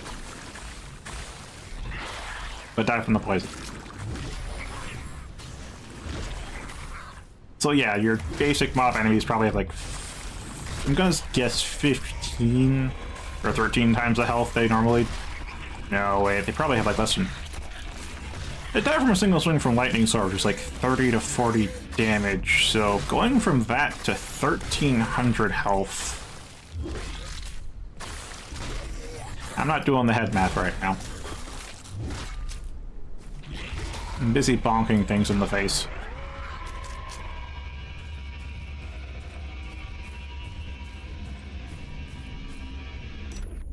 Yeah, so that basic enemy took about 1300 damage, and your sword does about 30 at the start, and this can one-shot with a single regular-ass swing. Just one light swing is enough to kill them on toughness 1.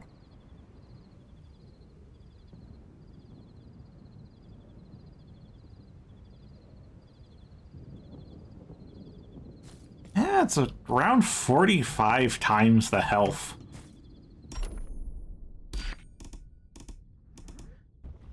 Around 45. Yeah, let's do. Yes, your inventory does not pause. Esk pauses, just so you're aware. But the tab for inventory does not pause.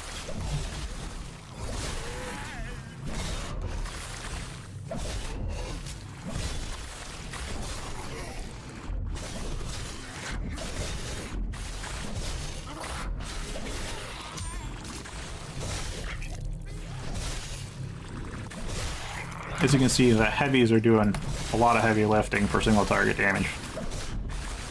Versus, say, the lights, which aren't doing much at all. So why would I use lights on this sword? Because I attack faster with the lights, and each attack has a chance to just arc flat damage electricity between targets. So if there's a huge crowd, lights are better because you keep arcing.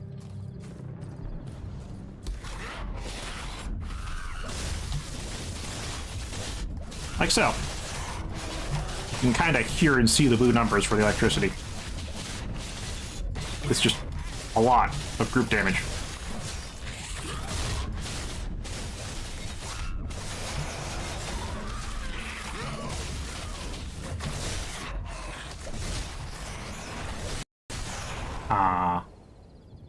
Yeah, that's the one instability. When summoners are involved in high difficulty, there is a chance for it to crash. I'm trying to figure out how that's happening. I can see how good the autosaves are. And it's only on high toughness and high density that I've noticed gotten these crashes. When it's on lower difficulties, it doesn't happen. So I'm thinking it's an enemy or memory limit of some kind. As you can see, the autosave is like literally right before the fight starts. So crashes aren't a big setback.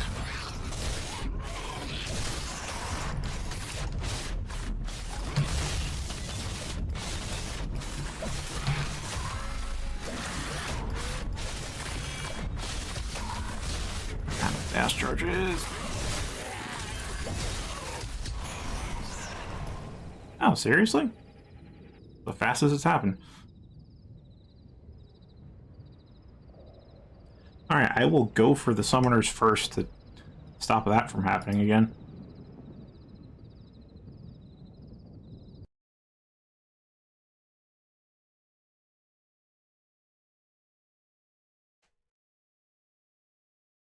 So the weird part about this is I didn't start getting these crashes until I was playing like for few days in playing. Like once I got to like the 20-hour mark was the first time I actually got my first crash. And there was several crashes that day. And it was a whole 2 days of no more crashing. And then it was several more crashes that day. So this just might be an unstable day for some reason.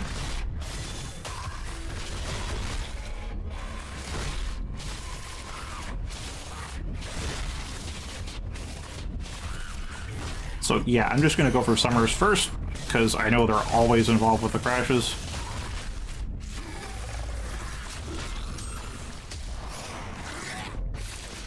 Unfortunately, that means no big jamboree of a fight, but...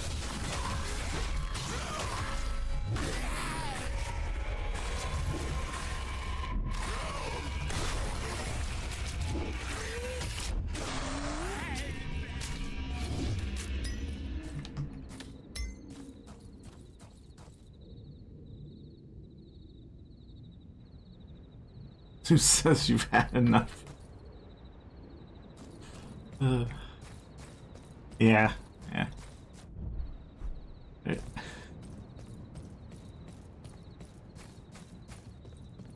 game does have crash logs. I do send those to the developer. I'm not sure if I'll send those crash logs in, just because on stream I don't want to take the time to submit a crash report.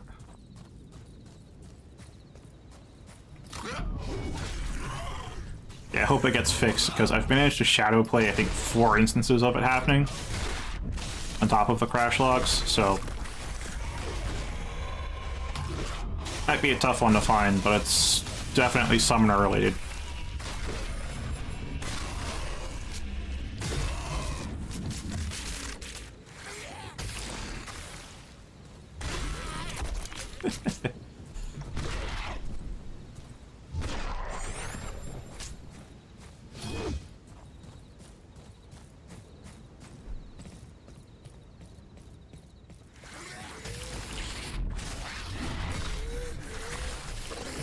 It's fine if you want to wait for a sale or an update. I get if you don't fancy the idea of replaying these fights a lot, then yeah, it's only about 2 hours of content for you. $20 is pretty steep for that much time investment, but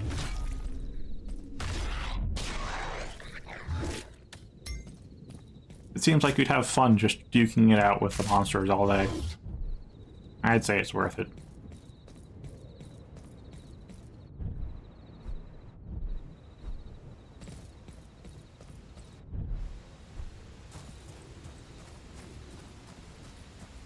So that's the portal home I'm going to ignore.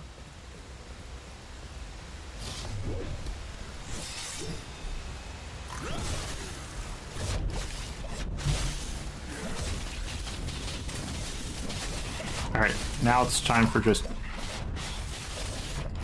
See, every single hit, and you notice my melees are cleaving through the crowd, but every single hit has a chance to arc lightning. So the more enemies I hit with a single swing, the more lightning is arcing out. And the crowd's already thin. So even though this is a weak-ass sword, it's still a good horde clear. Because of that arcing lightning.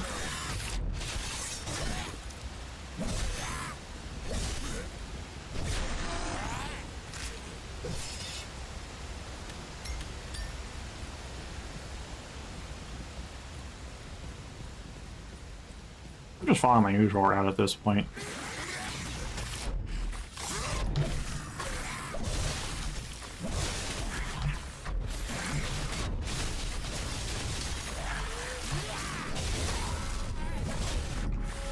There is some synergy between the abilities too, because the vortex.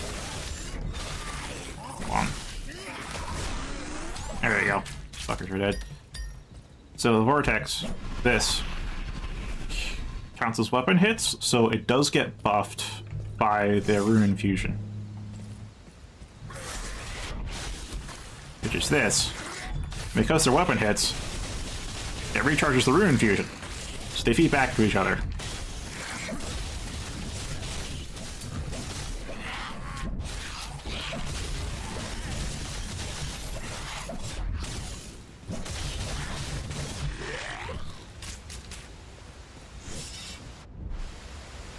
That just kind of leaves Lightning Sting out to dry by itself. But it has its own synergies going on. Because Lightning Sting counts as a dash, you can't get a perfect dash off of it, and doesn't use a dash charge, and you follow it up with a big attack. And I do mean a big attack, it does hit hard, and does additional lightning damage. Yeah, at Toughness 5, the Goomba Stomp doesn't do much. On Toughness 1, I would have killed the entire crowd with that fall.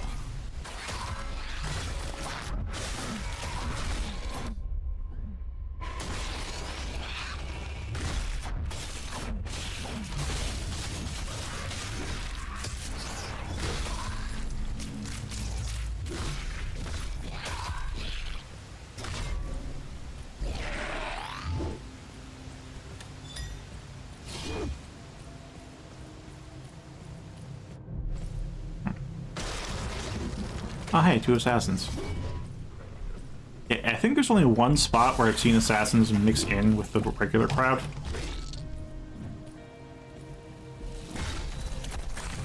Normally you fight them by themselves.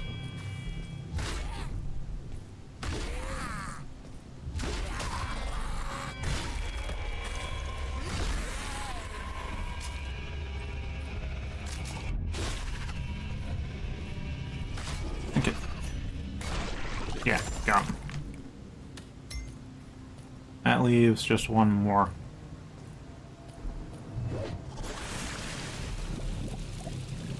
I see you.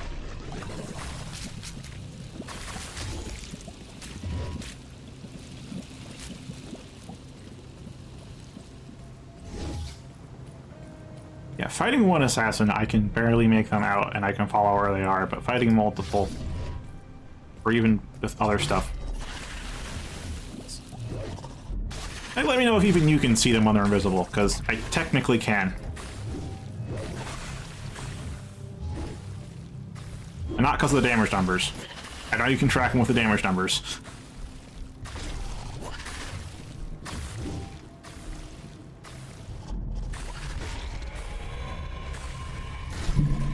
Alright, that's one down.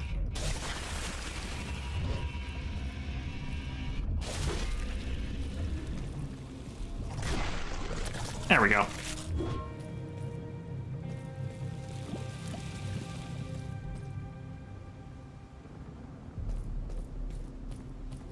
Yeah, I can appreciate that hustle too.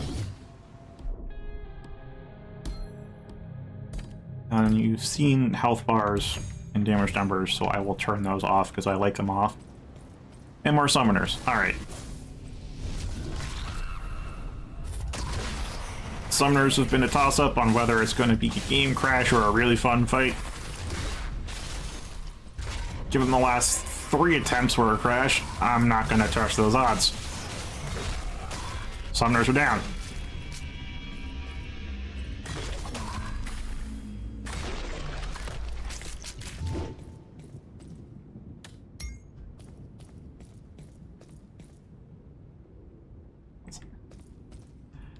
Yeah, so the Citadel, which looks pretty cool, then just has this pus-filled section.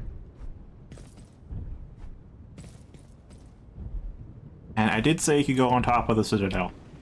I actually do want to go on top of the Citadel. I've been on top of the 4 crenellations around it, the towers. I have not gone to the tippity top of itself, though. So...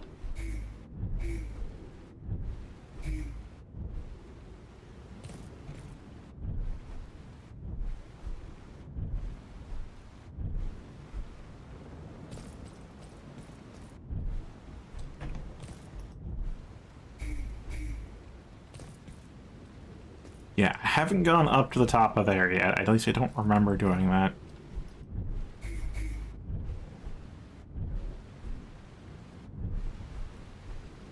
Ah, here we are.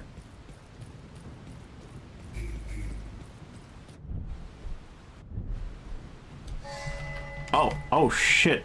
I haven't seen this color dress before. This is Primeval, ain't it? Oh shit, it's all Primeval.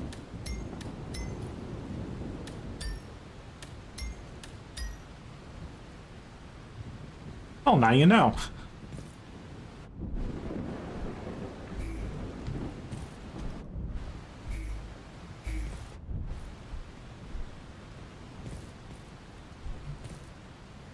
I think this is the highest point on the map.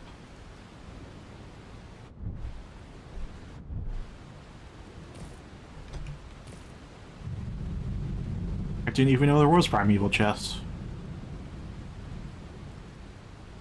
I wonder how hard it is to get up here without, you know, power leaps. Might be impossible. Who knows? I won't find out. That's for you to figure out.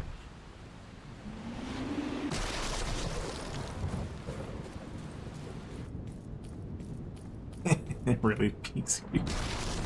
Yeah, we're about to head into a nadir. It's only gonna go down from here. As I mentioned, there's underground sections.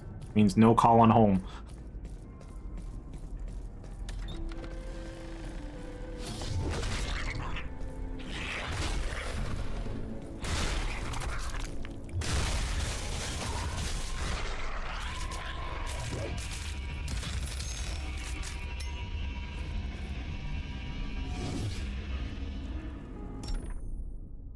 I want to try something else out.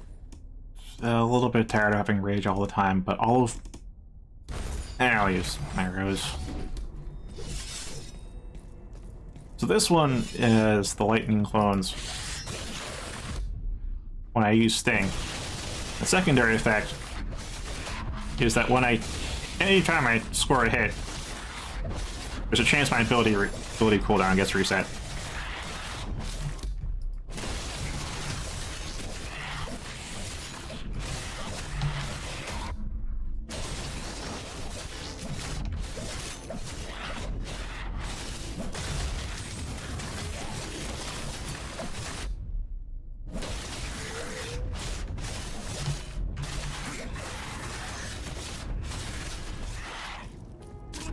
Like a 10% chance per hit.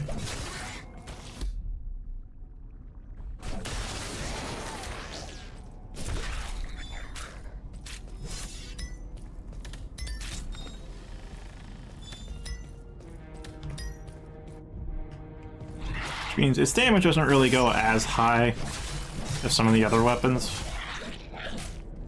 Doesn't have any of that spike potential that my Crusher has.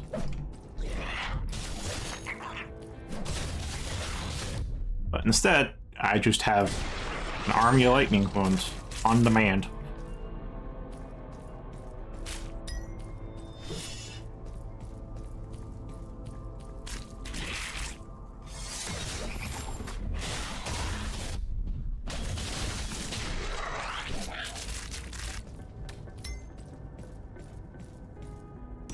Yeah, it's 10% chance on hit to just recharge one of my powers, whatever is on cooldown. I also have Barbarian Blade, which has the same 1,000 stings, which is meant to do more damage, but it doesn't have the cooldown reduction, so whatever. Because the lightning clones do damage based on physical damage. Barbarian Blade does have, I think, the second highest base damage.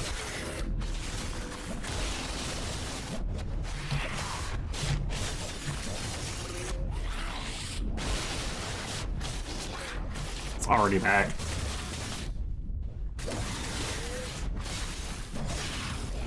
It's already back.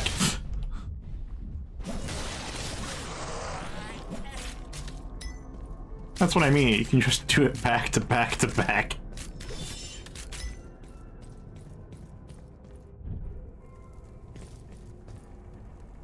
Wonder why they have a big ass mushroom down here.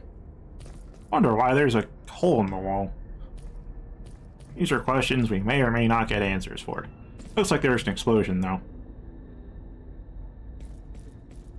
Actually, that makes a hell of a lot of sense now that I think about it.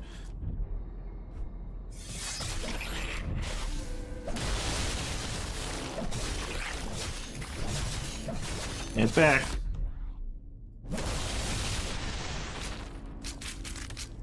Hey, Primeval.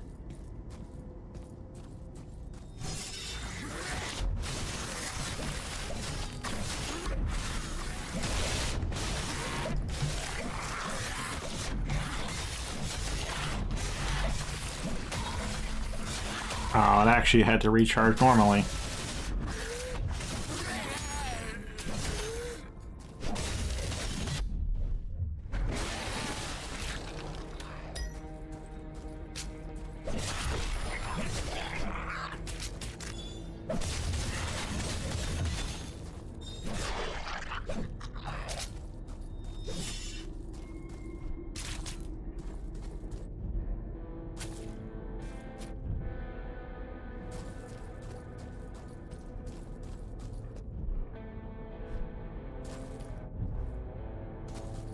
Hell, there was also a hidden chest I just passed by. No, I won't show you where it is. I'm just telling you it's there. So yeah, I told you, there was more to the map. Not just what's above ground.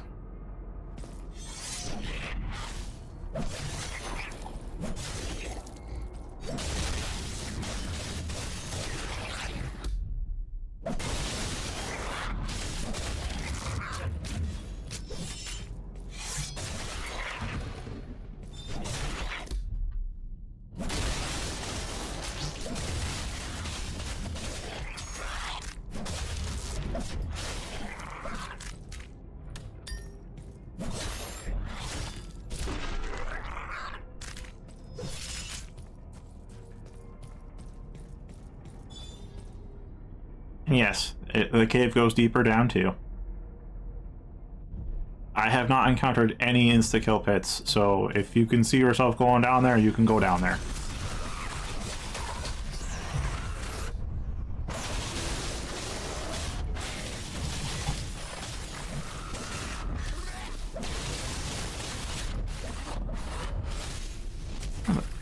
Ow, Summer's beneath me.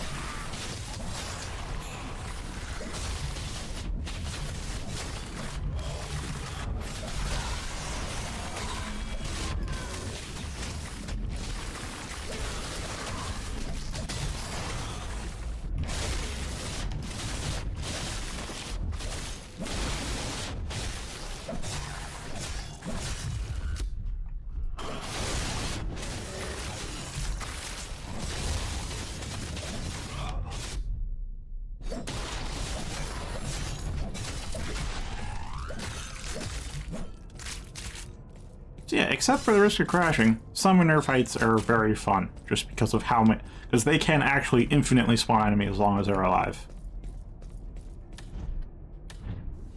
Just keep shit interesting.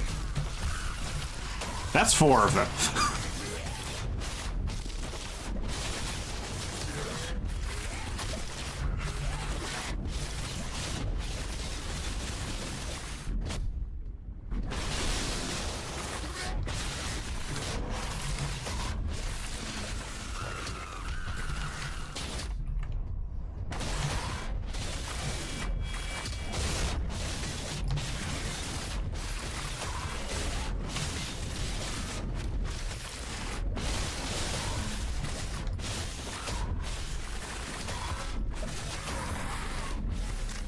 I'm taking so many hits because I'm out of dash charges.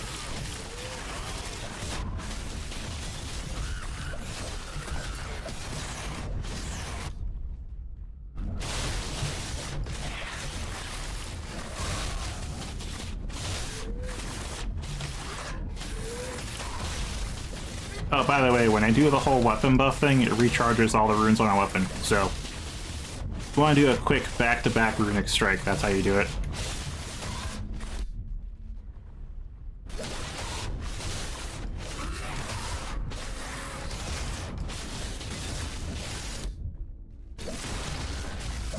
Okay, I think that's the last summoner.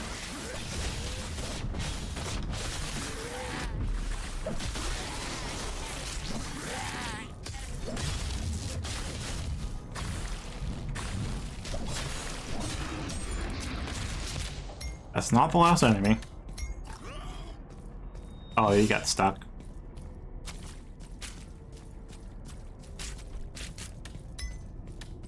Last enemy is somewhere. Probably below.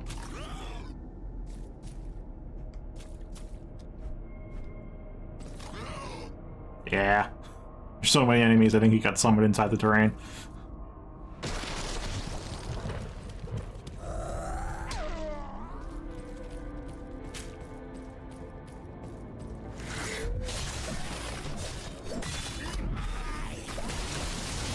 Now, my usual route would clear the entirety of the cave, but as I said, to leave things for you to find.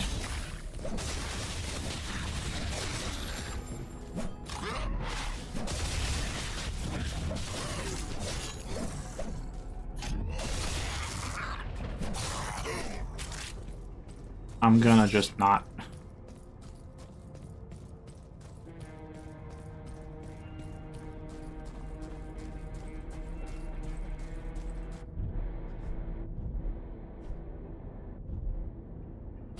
Yeah, no, that is legitimately an entire corridor full of enemies. You can see it all the way to the end of the low distance. It is indeed a fun place to fight through.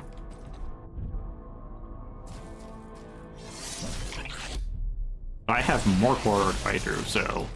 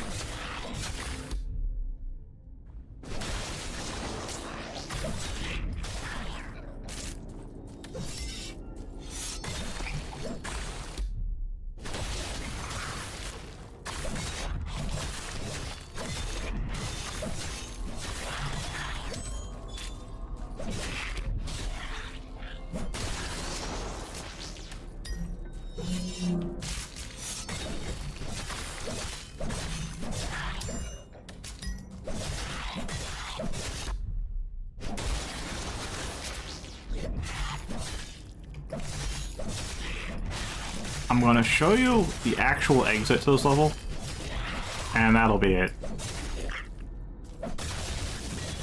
case you're curious where this is going. I did mention that it isn't just the portal home, there are actual exit points.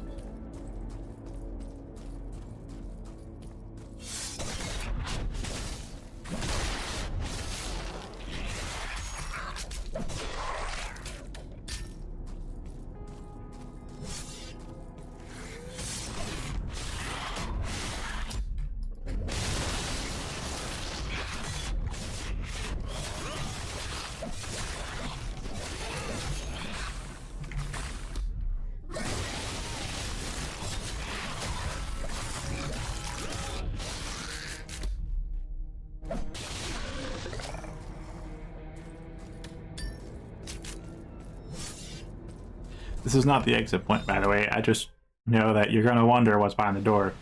And it's not as big a thing as you're hoping for. It's outside. I know. It's so dreary. Let's go to someplace more bleak. Now then, I want to see what Double Rage looks like. Because we're about to hit the game's lowest point. Physically. Behind you.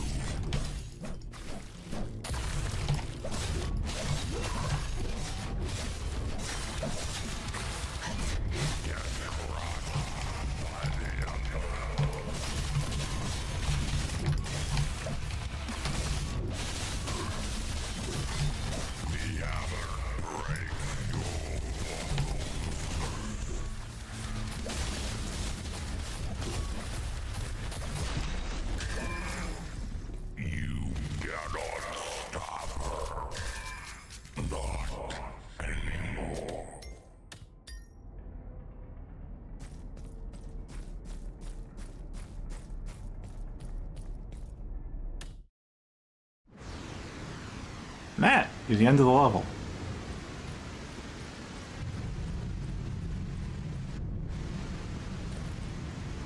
On toughness 5 out of 6 and quantity 6. That's 6.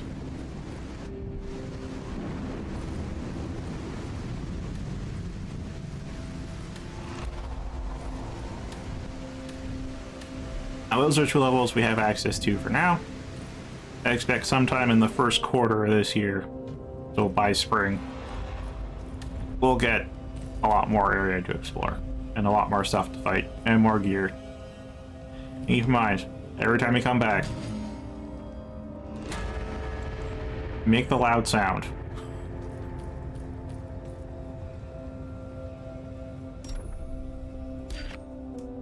And then I'll do some gear management so you get to see the other side of the game that's not just exploring and fighting. Yeah, my bag's almost full. That's another plus... It's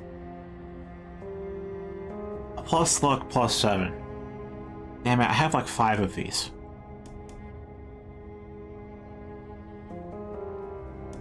Yeah, as you can see, I have 2 Burning Sword plus 7s that already made first points. I have another 2 plus 7s.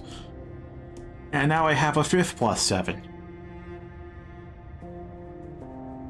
This one has plus luck. Oh boy. Anyhow. Pick up weapon you want, it'll show up on here. And then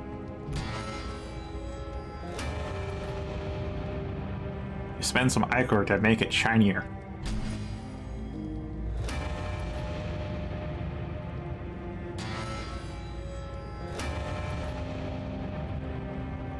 Oh, plus 5. As you can see in the gray brackets, 5 to 7, yeah, you get either a plus 5, plus 6, or plus 7 modifier when you upgrade Primeval. It's not going to change after that, so if it's not a plus 7, that's not worth it. Hey, if you don't want to go through the grind, sure, settle for what you get. But if you haven't noticed, I have a plus 7 on everything that is not unique. In fact, let me actually upgrade these. Purple, because these are also unique. I will save scum these in the way I know how. I know where the saves are, so I'm just going to manually make backups of those and restore it if I get a wrong roll on this, or a bad roll. Because I already have what I'm going to pair it with. which is the Viper Saber. This one's on hit, chance to apply poison. And this is on hit, apply poison, and once they hit a certain number of stacks, explode for poison. Like, that seems like a good pairing. I have 2 of them because there's also the Viper's Blade, which is when you kill a target, they also explode for poison, so I can maybe get a cascade event going. But I don't have a +7 with a good bonus for that. Not yet, anyways.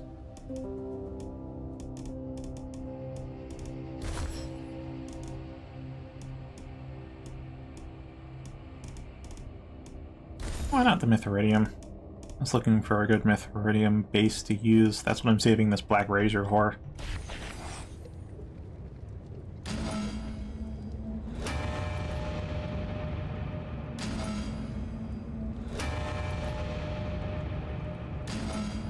Weapons are the most expensive thing to upgrade. You don't get to do too many of them. That's a +7, all damage +1. I will take it. Well, actually, I should try to upgrade everything else I can before I do Firstborn Primeval shenanigans. More Crusher. Any greens? Nah. Because if they're already upgrade even a little bit, it saves Ichor, obviously.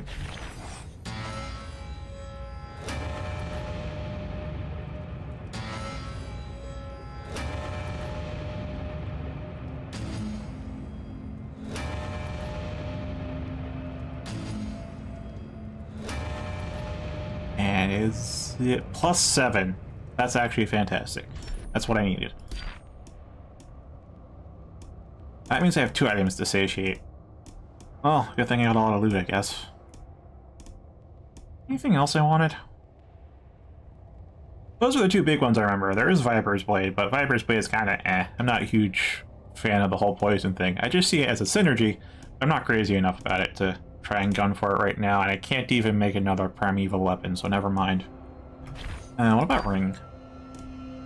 Alright, I have the rings, I just need to feed them. Runes, yeah, same deal, I have the runes. Heart, I have no idea what I want out of a heart. I kind of already have my ideal heart. Temp charge thing has been fantastic. Because if you didn't notice, I didn't die. I'd lose health, and then I just gain more health than I lost. Then I lose the temporary health, at which point I have back my main health, and as soon as I lose some main health, I just get more temporary health. It works out wonderfully.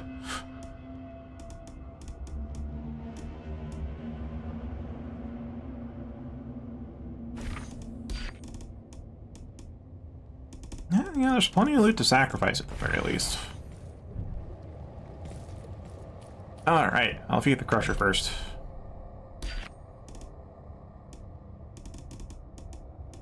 I don't need any more Viper's Blades. Have you seen the bracket? 15 to 47. That is the largest variation I have seen on damage dealt with any weapon. So I'm never going to use that as a base. Never ever. I don't need any more Crushers, at least not right now. Do I? I still don't know what I want to do with the bell ringer. I agree with Bismarck. It's really fun to ring the bell and watch everything die. But I don't know what I want for a firstborn bell ringer.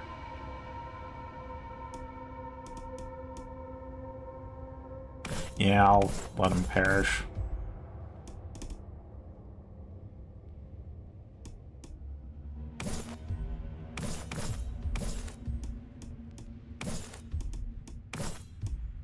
I don't think I need the rose anymore either, do I?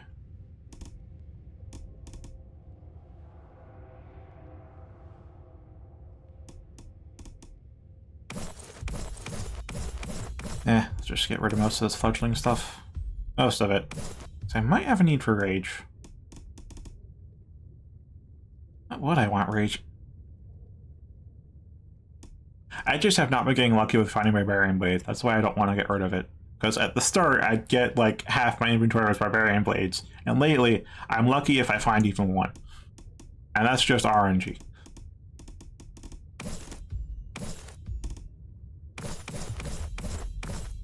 So I honestly just don't want to chance it. I'm not going to get rid of it. Alright. All that loot.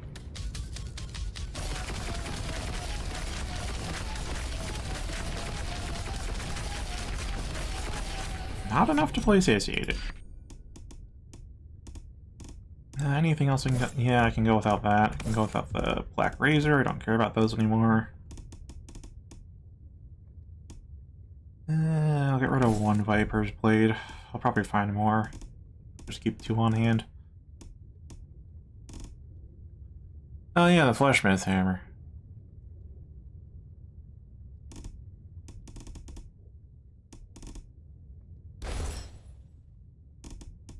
I guess I'll go with Execution. Hold on. Right, you're not the right one.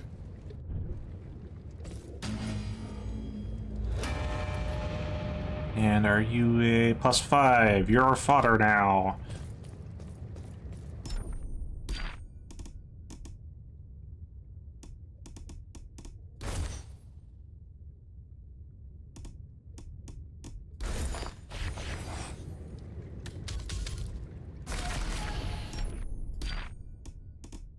Drop that. And yeah, that'd be a bit of a waste of a primeval drop, so let's try to find some other stuff I can drop. More whites. I just dropped a primeval.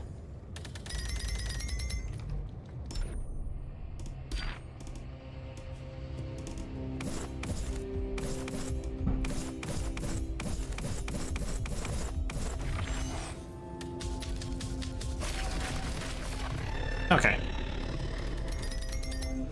That's fully satiated. Now I can show you the firstborn process. Not just in theory, but like in actuality. So, weapon. I'm gonna put the crusher there, and then I'll put this iron claymore I've been saving. So let me double check that. That is, yeah, that's crit chance up. The claymores lock up, and so now.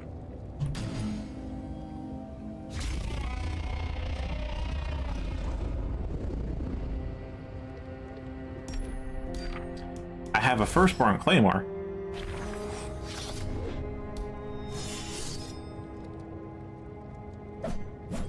That has the death spiral of the iron claymore and an overwhelming butchering of a crusher. So with this now, I have a combo counter now. And every 10 combo, I get more crit chance, and every crit applies weakening, which makes him take more damage. And I get a guaranteed crit every now and again, too. So that should be a good combination. What was the other 7 I got, besides the red steel? Oh, right, the Mithridium. I was going to pair Mithridium with a Black Razor.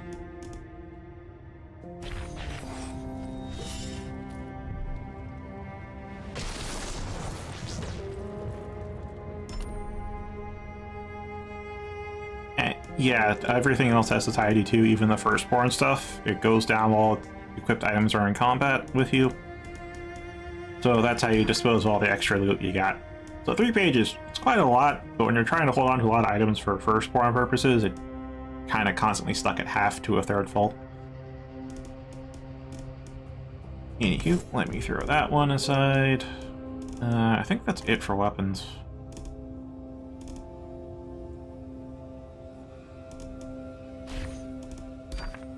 Alright, rings, that's a +5.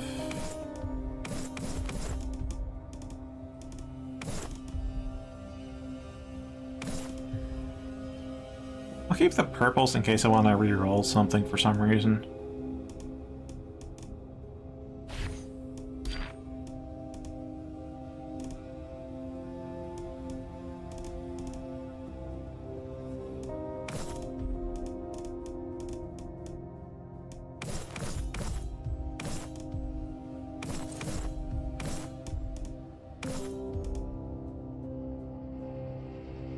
I currently have Gathering Storm Thunder Echoes combined with crit chance up, but I have runes of Gathering Storm with fizz damage up, and then one that's lightning damage up, and one that's crit power up, and I have more runes of Thundering Echoes that I could combine with them. I get the same thing, but instead of crit chance up, it's some other bonus. So I'm holding on to those.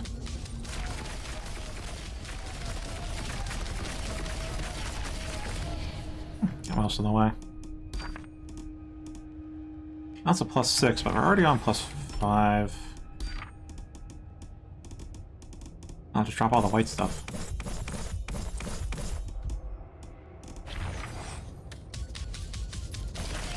So close.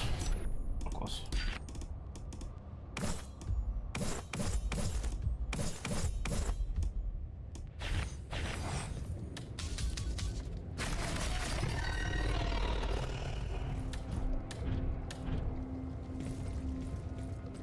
Okay, and then I'll put into here. So I have enough black razors. I do not want a black razor base. We'll use that as this. So now we have Mithridium Claymore, which has the chance to instantly cool down ability on hit, and chance to insta-kill on every hit. I found that Vortex hits a lot of times per second, and it counts as far as hits go for sudden death activation and other ability shenanigans. So I can just kind of throw my weapon like a boomerang into the crowd, and then the Mithridium will make it just reset its own cooldown while instant killing the crowd. That's the idea.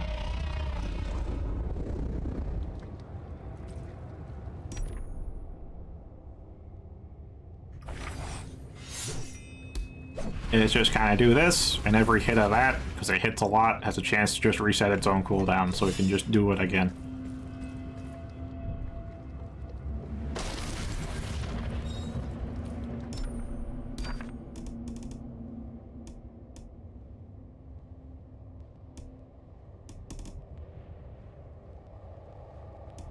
Yeah, I've got a fair few firstborns now. Also, this one's going to work for my fire crit build. Iron Claymore. That should pan out very well. What am I going to do with this red steel, though? Because luck up's actually pretty good. So increased luck means you get more frequent drops and higher rarity drops. Like, with no luck up stats at all, I think you only get, like, white and the occasional green drop. With just 1-2% increase, I start getting primevals from random enemies. It's pretty crazy. Now, as you saw, I have a bunch of +2s. I have, like, yeah, +6 at least. Probably +8% or so. So it's not a huge scalar, but just that first luck increase is major. So obviously, I'll take luck over damage. Or loot. Better loot, even.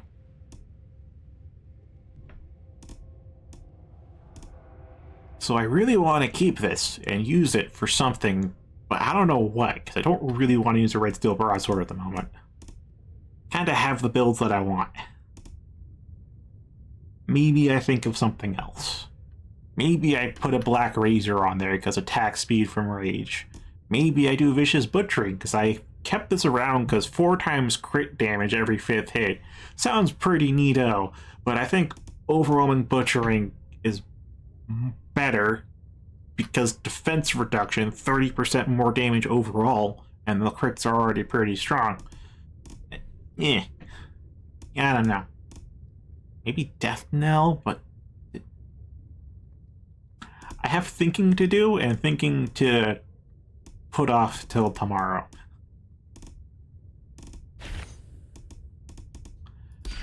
What else do I have?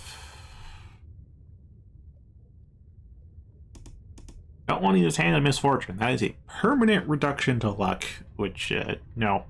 It does guarantee a primeval drop from the next white chest you find, but no. I'll take my luck. You get like 3 primevals from a single group of mobs.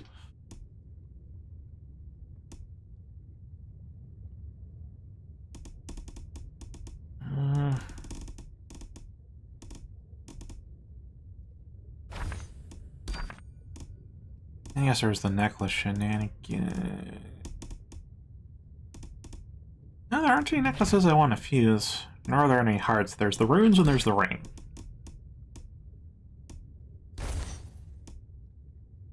So I'll try to get the ring going. Here's the ring.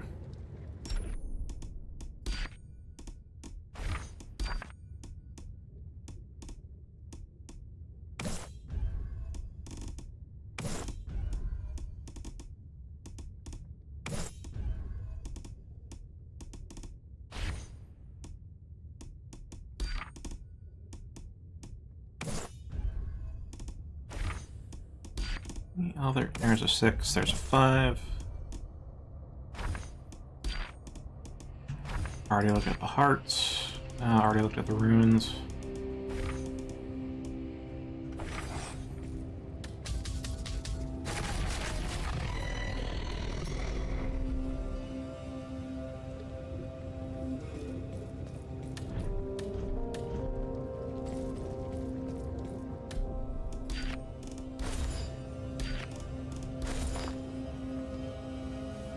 Yeah, weakling Plunder Dash.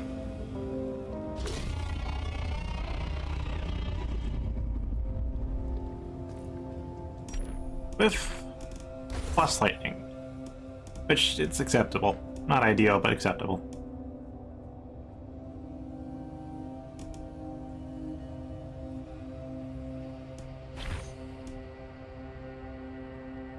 So now every 6.5 seconds, a random enemy gets marked, and the marked enemy takes a guaranteed crit, which will feed into a vampiric heart that heals me whenever I crit, which will then overcome the weakness of the Phoenix Feathers, which prevents me from healing myself. Also, I can use Conjure Inferno, like, all the time. Yeah, build crafting.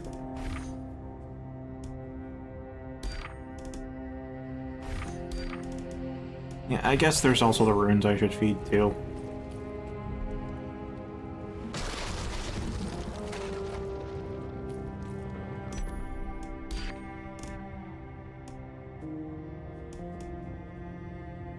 I want to fizz damage up.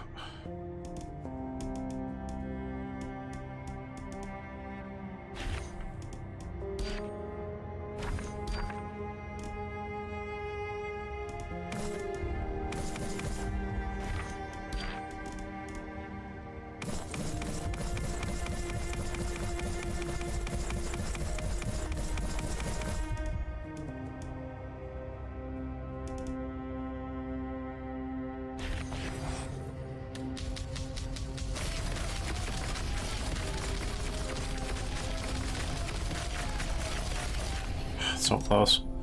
I still need to max out one of the Thunder Echoes, though. So really, I'm still pretty far off from getting what I want.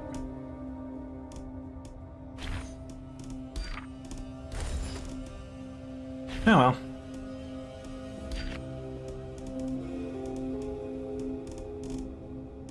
There it is, Mithridium Claymore. I may as well use the last of my Ichor to try and upgrade this other unique all the way. Or as far as I can, anyways.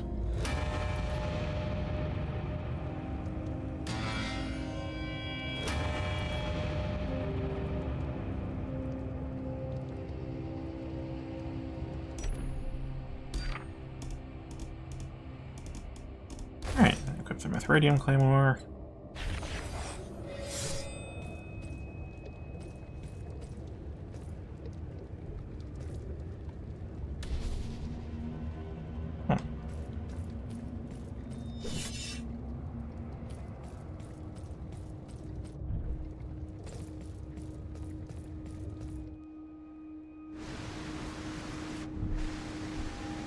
Of course, after all of that inventory management and leveling up, if you decide to do that.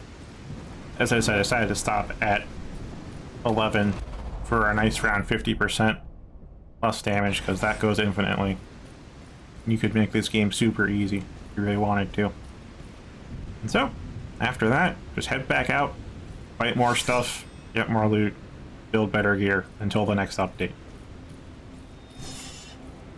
That's VOIN as it is currently. And we'll see what it becomes.